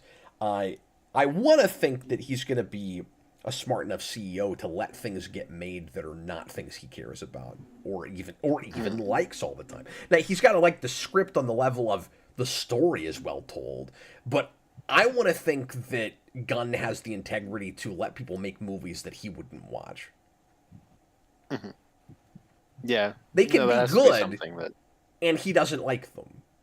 And I want to think that he knows that. That's where Peter Safran has to come in and be like, hey, this is a great pitch. Well, I don't even know how involved Safran is going to be on the creative side. I mean, I feel like Gunn's job is greenlight projects, and Safran's job is deal with the business end. And I don't know how much, say he even has in what projects they make. Well, there is probably like an intersecting point, right? Where it's like, is it a good business choice to greenlight this movie? Like, there is probably a certain point where both of their jobs meet, where they probably have to come to an agreement on, like, yeah, we should make this movie. But like, you're right, one of them has to come from more of a story point, the other the business perspective. Well, and Gunn's made a big deal out of that because he said he would never have done Feige's job. Mm-hmm. Well, and that's something, because this comes Feige up with Star Wars a lot. All of it, and he says, I don't understand that as a job. He's like, I'm not good at that other side, the business stuff, and I don't want to do that job. And I hope this becomes more of the model moving forward, especially if this works with other companies. I hope Marvel does this. I hope when Feige eventually retires, they replace him with two people. Mm-hmm. Like, I think that's well, really that's what smart. I was going to mention with Lucasfilm. Because people, Kathleen Kennedy is like kind of the whipping horse for a lot of the stuff from fans, right? And a lot of people will go, okay, but why can't Jon Favreau take her spot? And it's like, but a lot of her job isn't like creative. Like, at the end of the day, a lot of her job is that kind of business producer role. And I agree. I think we should move to that place where you have both. I think that's a really smart business decision. Yeah, and I mean, and creative decision. Like, it's keeping both at balance. And I mean, it's indisputable that, she's like pushed her own interest and agendas and stuff in the creative side. Like, that has definitely happened. Yeah, and I'm not, saying she's done an amazing job, but like, I do feel like, I mean, I hate like all of Star Wars at this point, but I just say that to say, a lot of people go, okay, well, throw this creative person in their job, and it's like, but that's not what they do. That's not like, what you're they throwing do. them into a different job. Yeah. But what you want is for somebody like her to not be as involved in the creative side, and especially just what projects get greenlit. Like, if Favreau had Gunn's job along with a producer that did the business stuff, he might be right for that job. Mm-hmm. Like, Yeah. if they had Jon Favreau come in and he gets to decide what stuff gets greenlit at Marvel, but somebody else does the stuff that Feige's really good at, I could see it. Mm-hmm. I would like Yeah, to see that's Favreau possible. do that job potentially. You can't tie Favreau down. That's when he really starts to falter. He's got to be like Quantum Leap. He's That's jumps on hilarious. to the next thing. Well, again, yeah, I don't actually know if he's the right guy for that job, but I have no idea. Like possibly. but I mean, this is such uncharted territory. Like, Gunn would have never seen himself doing what he's doing now. Like, it's hard to say who exactly. You almost have to throw somebody in the deep end. I mean, it's hard to say who is right for those jobs. Mm-hmm. One, we also always have to be thankful because they approached Todd Phillips first. Yeah. Do you think These are the people that gave Snyder the keys to the kingdom? I mean, like, it makes sense. Well, they're actually not the same people because they've been bought out like 6 times in the last 2 years? now I know that there's people that won't agree with this because there's people that just don't like James Gunn as a filmmaker, don't like the new Superman movie, yada yada yada. But so this is just me talking. But the smartest move and maybe the only great move that Zaslav has made since he became the head of Warner Brothers is putting Gunn in the place he's in right now. That is one feather we can put in that man's cap. While he's pissed me off everywhere else, he did do that. Although at the beginning of the year, like a couple weeks ago, I thought it was really funny that he made that big deal. Like, we only cater to adults and families, like the family film R-rated things. Yeah, I right? don't care Like, about kids anymore. and then they had like a near $1 billion movie with Minecraft, which is your family movie, and then a really successful horror movie with Sinners with Ryan Coogler. So it was like, oh, he got like that exact both markets he was talking about. I thought that was kind of funny, but yeah. And It's neither here then nor there. made a big deal out of how Warner's isn't about Looney Tunes anymore because it's just for kids. And then the very next week, he greenlit a Warner Brothers or a Looney Tunes thing. And What's going to be an R-rated Bugs movie? No, it's not.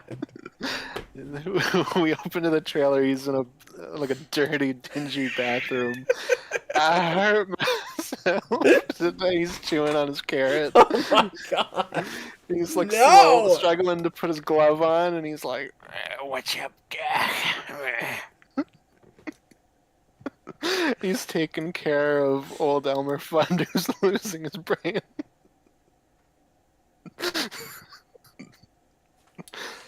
He's married to Lola Bunny, and she's died of lung cancer. Yeah, exactly. Well, she died. It's like she died years ago, so he's like upset. He's like putting carrots at her grave. That's one of the shots in the trailer. At least it would be consistent with what he said. No, they'll just end up selling that Looney Tunes movie to catch up. Yeah, he greenlit it. He greenlit it just so that he could shelve it. Yeah. He gets off on it. He's like, we need tax write-offs. And I'm like, you know how much it costs to develop your movie? Like, tax write-offs doesn't mean that you get the movie for free. He's like, no, it's a tax write-off. We need those. Yeah. It's beautiful. It's a good business decision. And then you get your tax money, then you sell it to catch up.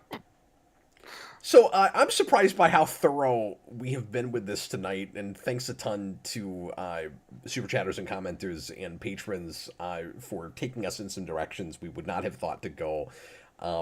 We hit a lot more stuff than I thought we would. Are any other big predictions or aspects of this potential universe we haven't talked about, or potential aspects of this universe we haven't talked about yet?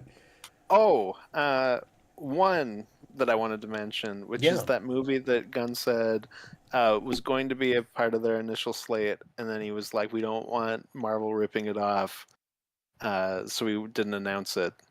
What do you think that could be? Oh, I forgot about that. Because that project fascinates me because it could literally be anything. It could be anything. Yeah. It No, could be anything. I racked my brain when we heard that, and I couldn't land on anything in particular. Like, I guess what we have to think about is what is, and I want to say major, but it might not be major. I mean, it could be something kind of obscure.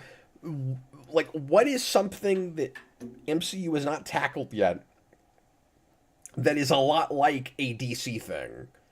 That if they announce it, they're afraid Marvel will get ahead with it. But then I was thinking about it today because I was driving around and I'm like, okay, like really hammer in. Like, what's a character that DC has that Marvel has a similar character that they could do that with? And then I broke my brain even further because I was like, but wait a minute. It doesn't necessarily have to be a character. Doesn't have to be a It character. could also, it could be a story. Yep. It also doesn't necessarily have to be a newly introduced thing because it could be, we want to do this movie and maybe, I don't know, Captain America has like a similar thing that they could do from it. Like, it could literally be anything. And I was like, at a certain point, I got to stop thinking about this because I'm going cross-eyed. Well, yeah, because there's already precedent with this for a few things, right? Like, and we've talked about this in the history videos and things, but when when Warner's announced BVS was happening, Marvel made Civil War. Like, this has happened. We had the Captain Marvel and the Shazam movie the same year. Is that coincidence? I don't know. It may Avengers not. becomes a It may two-parter. not be Justice League was supposed to be a a two-parter. two-parter. Is that Yeah, a coincidence or is that something they were thinking? yeah, Uh, yeah. The fact that Gunn came out and said that means that there's probably a lot more of that than we even realize. yeah. And he's got to be real careful. I think it's just as likely to be a story as it is a character or a team or something. Mhm. Robotters, it's not X-Men because Marvel's already said they're making that. So there's not anything that Gunn would be like, well, we can't make that. It's too close to X-Men. Because the way he said that, it was like we don't want them to get ahead on it. Not we don't want to make something that's too close to something that Marvel's already doing. We've already been told that the next big phase for Marvel is going to be X-Men centered. And given that, not to turn this into a speculation cast for MCU, but considering that they're full-on rebooting and they've come right out and said that now, they're likely to be doing, more like Fox stuff that they have the rights to now and characters they haven't adapted yet than immediately recasting your Iron Mans and your Captain Americas and stuff. I mean, they may do that, but I think they're a lot more likely to just do a bunch of X-Men things for a while. Still kind of fresh and get away from their baggage. When you were saying that, I had this image in my head, like Gunn, he's in his office, he's smoking a fat cigar. He's got like a big board, and it's like, here's all my projects for the slate that I'm about to announce. And he's like, my favorite movie here is the Lex Men, the spin-off to Superman. Yes! Superman. And then Peter Safran runs into his office, and he's like, James, we gotta take that Lex Men project off of the slate. I was just doing some Googling, and it turns out there's this thing called the X-Men at Marvel, and they may try to steal this from us. But yeah, I'm thinking of stuff that they haven't like touched yet in announcements or the couple of projects they've made already, and none of them immediately have obvious Marvel analogs to me. Like I'm thinking of stuff like Legion of Superheroes. There's not really an obvious Marvel analog to that. One of the first things that came to my mind was like Dinosaur Island, like you could do the Savage Lands. This isn't Marvel themselves, but to be fair, he also just said the competition, but our minds always go to Marvel. There was like a rumored Rogues movie It could be that, and then with the idea that Sony then makes superior foes. But who knows? Chewbacca's lover said he didn't know they were rebooting. He said he thought that was a rumor. Feige talked about Feige it came in an right out and interview said it. recently. Yeah, I was kind of surprised that he did. Yep. And then he said that they're going to start recasting everybody in the next upcoming years. And it'll be a soft reboot in the sense that they'll reboot out of original continuity, because that's what these next Avengers movies are about. And we've known for years that's likely what they're gonna do, but I don't think we'd had straight up confirmation like that. Mm-hmm. Yeah, because they're looking really hard at the new Secret Wars, the Hickman one. Yep. But yeah, no, it is crazy, and you said this to me off camera, that Marvel gets to do a Crisis before DC does. Just can't get my mind around it. And Flash was almost bad, and then it wasn't really. Yeah. I don't know, just all very strange. You couldn't have predicted any of this. No, it's all very. I'm bizarre. really with Secret Wars too. I'm interested to see what the crux of that ends up being, because the end of that book is it boils all of Marvel down to the battle between Reed and Doom. Yeah, but you can't really have that when you've just introduced Reed and even more just introduced Doom. It would be very strange if they did that. Yeah, you would have to change it to something. I don't know what you do with that. Well, what they'll do, Austin, is they'll make it they'll boil it down to a battle between Doctor Doom and an alternate universe Iron Man played by the same actor. Or they will boil it up to everyone's fighting. Sure. That's just as likely, yes. That's probably what they'll actually do. Well, I would have suggested Doctor Strange until we were told he's not in that. Yeah, I'm not even sure if he's not in that. I feel like we've heard conflicting things where some people have said he's in it, some have said he's not. Well, I thought he at least wasn't in Doomsday, but then that doesn't tell you anything about Secret Wars, so that's fair. Yeah, no, he'll definitely be in Secret Wars, but I have no idea if he's going to be in Doomsday or not. But yeah, you know what the irony of that whole thing is? What's that? Well, Secret Wars made history in finally rebooting Marvel, which they acted like they would never ever do, and then immediately after that, kind of nothing changed really. So it was a reboot, but a lot of the things that they changed in the continuity and retcon and stuff were not even because of Secret Wars, and we're gonna basically adapt that in MCU, and it will actually matter. Mm-hmm. And I just think that's really interesting. But what if they get in front of DC again, and Secret Wars isn't how they reboot technically? Kind of it is, but it's not how things change. And most things just end up changing because Miss Marvel punches someone so hard that it cracks the universe and things start changing. Suddenly, Iron Man's alive again. You think they're gonna do the Miss Marvel Prime punch? Is that what you're saying? Yeah, exactly. That's exactly what I'm saying. Sounds delicious. Jared, the choice of Robert Downey Jr. as Doctor Doom will either be a great choice or the worst choice possible. There's no in between. I think that's probably true. Yeah, I think that's probably true. I hope it ends up great. I'm very scared about that choice. We've talked about this for months now. Maybe it's even been a whole year, and I still don't know what to do with it. It's still just bizarre. You know what? That's even happening. I saw it today. I think it's a year today. I saw a post about that today where it was it's been a year since Downey was cast, announced as Doctor Doom, and I think it was today. I think it was this morning. I saw that. Because I think we did a stream the day it happened. I think so. I think it was me and John. I think it was definitely not me because I was out that day. Because I was hanging out with my brother and his girlfriend, and we were playing Switch. We were playing sports or something, and I look down and I look up and I'm like, oh my god, Robert Downey Jr. is Doctor Doom, and we all paused for a second and we were like, whoa, that's weird, and then we just kept playing. But it was like, huh. I remember where I was the day that the Downey news fell. I went, this is the most baffling thing in superhero movies I've heard in a long time, maybe ever. No, and I immediately sent it to you because I was like, what? We must milk this. There's no not doing a stream.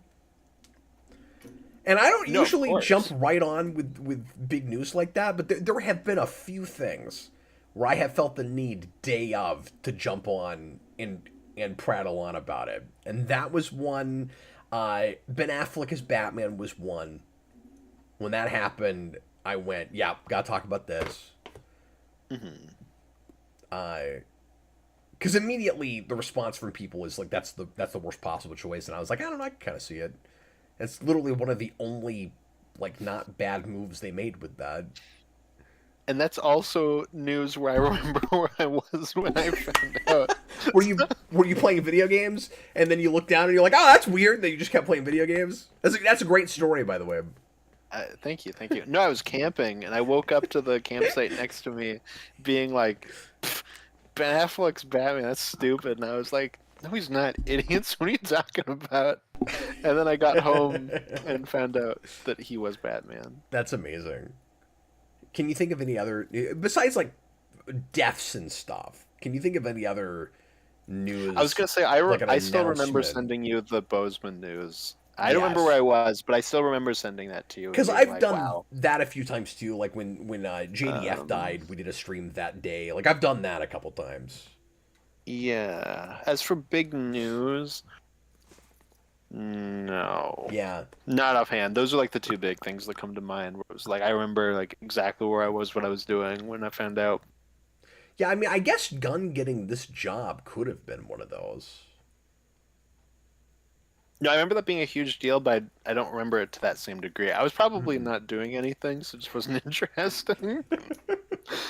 No, I mean, I say that like my Doomsday story was like the most interesting like tome ever told, but Yeah, so you'll never believe this. I was playing video games, and then we stopped and we looked at each other, and then we pressed the start button, the pause button. Mm-hmm. No, but like that's like, oh, you know, you look down at your smartphone back in the day, and you look back up, and you're like, oh my god, JFK's just been shot, and you all like stop for a second and have a beat, and then you go back to to Tinder, you're swiping. Like I feel like, you know, that's what they did in the '60s back then. That's what it was like back then. I'm expecting to see exactly that play out in the new Fantastic Four movie. That's just what it was like back then. Which, by the way, yes, did just come out. I am going either tomorrow or Sunday. I've got a full day tomorrow, so I don't know if I can get to the theater yet, but I will be reviewing that on Monday night. Austin's not going to see it quite yet, but I'm going to be on Monday night with Connor and Jason and probably Robert, so we will have a panel for that show. So join us for that. I had a couple people that were like, why are you talking about this today? Why are you talking about Fantastic Four? I'm like, because I always do that on Monday after it opens. I mean, I guess Superman I went and saw on Friday and did how he felt about, but I just happened to be able to go see that afternoon. I can't usually do that. FF's only been out for like 20 minutes. We ain't got the time to see it yet. I'm just saying I did go see Superman opening day, but this I have not had a chance to go to yet. But I mean, I think it's also fair to say we were both more excited for Superman than we were for FF. Not that you're like down on FF, but like no, I mean I'm more excited about it than you are. I also have been more trepidatious than I was with like the first trailer. Yeah. But obviously I hope it's great. I'm very excited for finally a good Galactus. Robert has been just like insisting that I buy that gigantic popcorn bucket, and I'm like, Robert, it's like $80. It's $80 if you can get it retail. It's sold out, and the scalpers have it at like 130 plus. And I'm like, it's not gonna. And even at 80, I wouldn't have bought that. and he seemed disappointed. It's so expensive. That it's I'm so not buying expensive them. that on the press tour, somebody asked the Silver Surfer actress about it, and she was like, "Oh my god, it's $80." That's awesome. She should have been like, "No, I bought them all. I'm the reason you can't get one." Marvel could have just given her one, and even she was shocked. That's amazing. No, I mean that thing is amazing. Like on principle, I almost feel like I should get one, but like I don't. $80 is insane. And just earlier this year, bucket. I bought a 3 feet tall Galactus statue. Like I already had this gigantic Galactus statue that I spent about what the scalpers are charging for the popcorn bucket, by the way. Also, the popcorn bucket thing is stupid. Robert, I just thought Cap was a real Galactus fan. I know. I have ruined my Galactus status. You know how far, like too far, the popcorn bucket thing has gone, Cap, besides $80 Galactus bucket? Well, I told Robert, I was like, I can't even be sure the popcorn is any cheaper than that. The $160 popcorn. But I'm sorry, what were you going to say? No, you know how far it's gotten, Cap? You know Ghost of Sushi? Oh, the yeah. The sequel to that game is getting a popcorn bucket. It's not even a movie. Are you serious?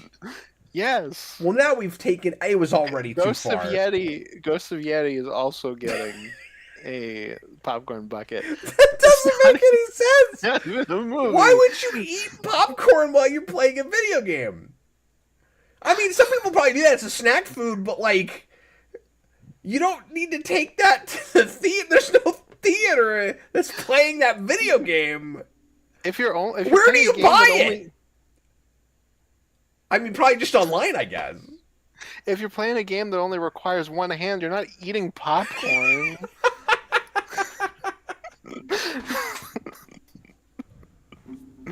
You're just doing quick time events and you're eating popcorn? What does the Ghost of Tsushima popcorn bucket look like? I don't even remember. Like, what is it? I remember being deeply offended.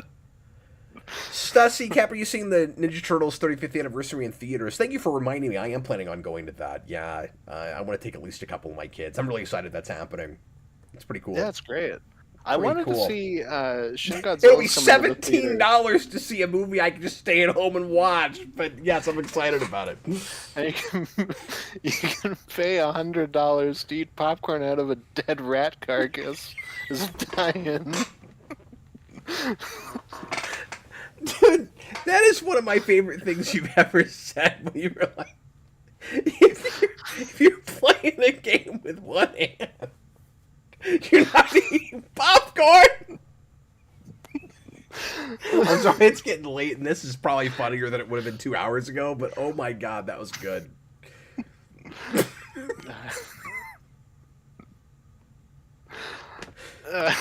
You'd think, I mean, yeah, put out a like grandiose, expensive thing that holds your controller or something. Like there are dumb novelty items for video games that make sense. Mm-hmm. Big ass popcorn bucket is not one of them. What does that have to do with playing video games? No, it's stupid. I think it was like that, and the Freaky Friday one was announced around the same time. Oh my god! And the Freaky Friday, have you seen that one? They have like the specialized cups and the popcorn bucket, and they're reversed. So you have a big ass drink bucket and like a popcorn cup. Hilarious. Get it? Get it? Well, I mean, that's fine, because the popcorn buckets, most of them already don't hold very much popcorn. Like, they're completely impractical. They're not really about holding popcorn. But the issue, for me, more so, is now your big-ass drink doesn't fit in the cup holder. It's so freaky. No one's going to buy that. Stupid. We've gone way too far. Well, nobody's going to see the Freaky Friday soft reboot decades later legacy sequel. Robert wants to know what the Geekvolution popcorn bucket would look like. It's probably a Doomsman's head. I was gonna say probably your head, but yeah, I guess Doomswin's head could be it too. Yeah. Well, Well, because sometimes now we're doing multiple as well, oh, of course so we are. like you could have the Doomswins and the Cap one. Well, we could make one that looks like the helmet that we have in the Superhero Rewind movie. This is not spoiling anything because I put this in the trailers, but Doomsvents in our movie is a floating head that it lives in a like robot helmet, and you could make a popcorn bucket out of that, and then you could have a button you push that makes his head appear, like on the dome. That'd be pretty cool. Mhm. Yeah. Jared brings up a good point, which is how do we know that Freakier Friday won't be the movie of the year if we don't see it? So spoiler cast for that coming soon.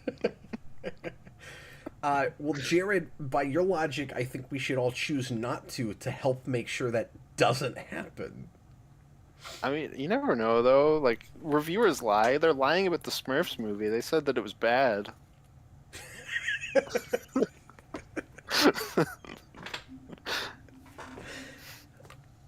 Why are you still on this channel? Why do we keep you around?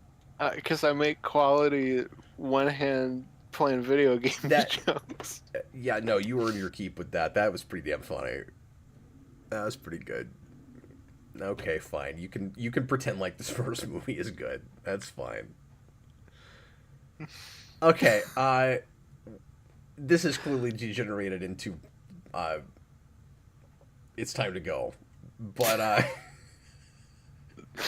You're degenerating into Conker's Bad Fur Day. yeah, I'm tired. I gotta get up in the morning. Austin, anything else you could think of that we should have talked about? No, I feel like we had a wide variety of DC things. We hit the whole universe. We really hit it. I am curious to see when we actually get a Superman sequel announced, or if he's in something else first before that ever happens. Because I can really see that going on, and I can see that going either way with like any project they do, where it's like we don't necessarily always get direct sequels, and you just get people in other people's things, or team ups and stuff. Yeah, no, I feel like before we were in the Wild West in a bad way, but now we are in a good way, where you get anything Yes. really. Yeah, no, good like, call.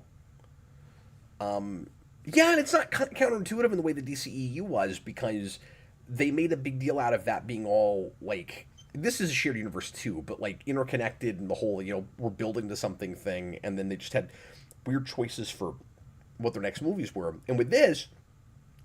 Yeah, your Clayface movie is really odd for your third movie, but they're acting like a studio. mhm. Yeah, that's not a weird third movie for just a studio. No, especially when we said this already, but especially when your first three movies are all such different beasts. Mhm. Even though the first two were pretty linked. But in their defense with that, Supergirl was not really intended to be the second movie. Like they weren't even thinking about it like that. They were just and I really respect them for this. They're making stuff when it's ready. So Yeah. they don't even care that much about the order of it, except for just certain things probably can't come out before other things chronologically. But like if something's ready, they put it out. hmm Yeah, and I'm interested with that director choice for Supergirl. Like how that movie turns out. I think it'll be pretty good. Yeah. Well, and that movie needs to be really well written because that woman got the job for three of them. Yeah, because Gunn is completely smitten with her. Absolutely. Better be great. Chewbacca's Lover, how much super chat money for you to review Freakier Friday? Robert, how much super chat money would it take for you to review Smurfs? And I swear to God, Robert didn't see him say that because they came out those At the same time. The comments came out almost at the exact same time. How about this? Yeah. We Freaky Friday it, where we each see the film that was the most anticipated film of the year for the other. So you go and see Smurfs, I go see Freakier Friday, and then we come back and we discuss it, having only seen one of the two movies. We compare notes. Yeah. So wait, which one do I have to see? Freakier You have Friday? to see Smurfs, and I see Freakier Friday. But I don't think you could pay me enough to go to either of those things. But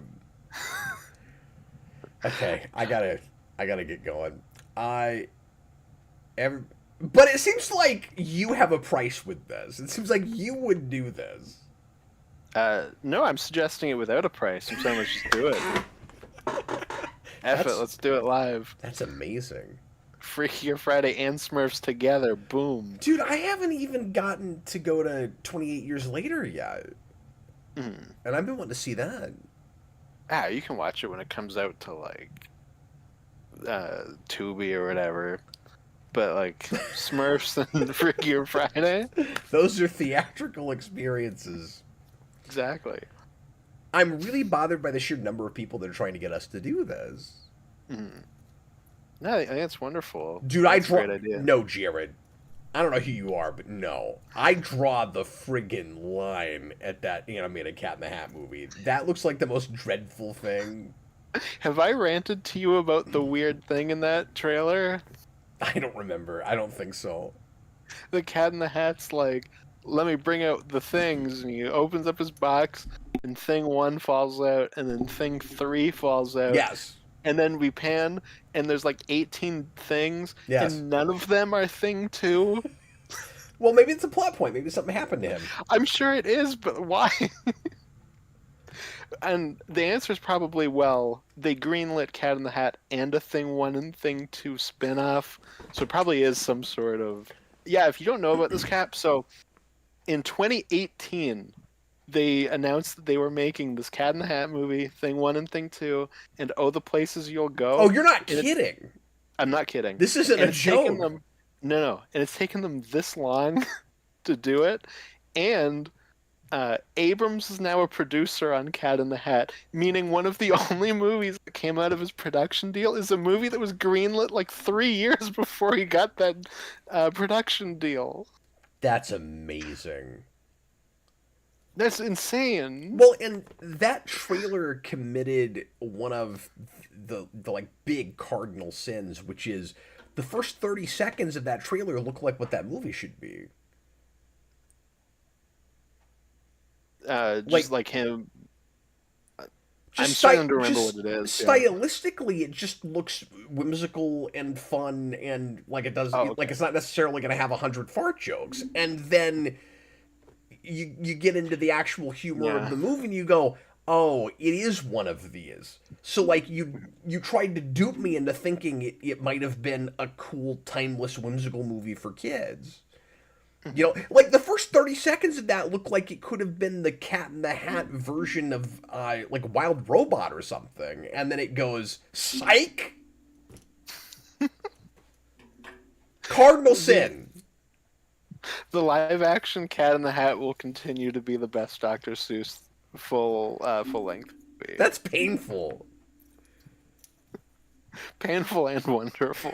Robert, Warner Brothers didn't want Coyote versus Acme, but they're putting out this Dr. Seuss cinematic universe. And how do you even make a Oh, the Places You'll Go movie? What even is that?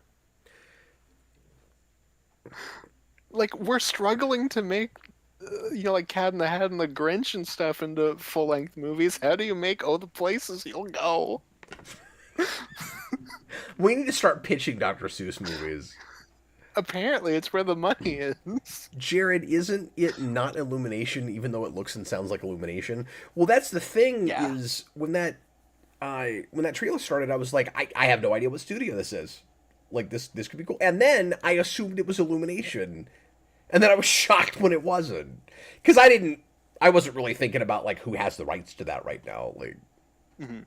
Meanwhile, there's that Netflix Green Eggs and Ham TV show where Sam I Am is played by Michael Douglas, and it has a 100% on Rotten Tomatoes, and is like deeply beloved, and I have no idea how that happened. How is Michael Douglas in Green Eggs and Ham? I think that's you told me about this, and I still don't know anything about that. It's amazing.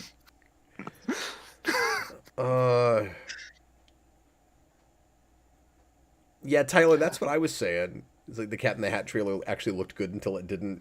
Cardinal sin. You don't get to do that. You lead with the nonsense. Yeah, that's rough. Okay, well, anyway, this hasn't been about the subject for a while now. Thanks for watching, everybody. I hope you enjoyed it, and I appreciate the super chatters. Thanks for all your support. Thanks, commenters, hanging out with us, and thanks to the patrons for giving us some extra stuff to talk about. And this was real thorough and enjoyable, and we'll make sure and do another one after Supergirl comes out and another one after Clayface comes out. And another one after we've seen Freakier Friday and Smurfs for speculation on more of those franchises.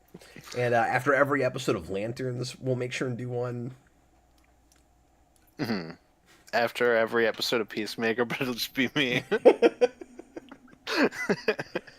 Maybe I'll finally break down and do that. I don't know. You gotta do it for our boy Vigilante.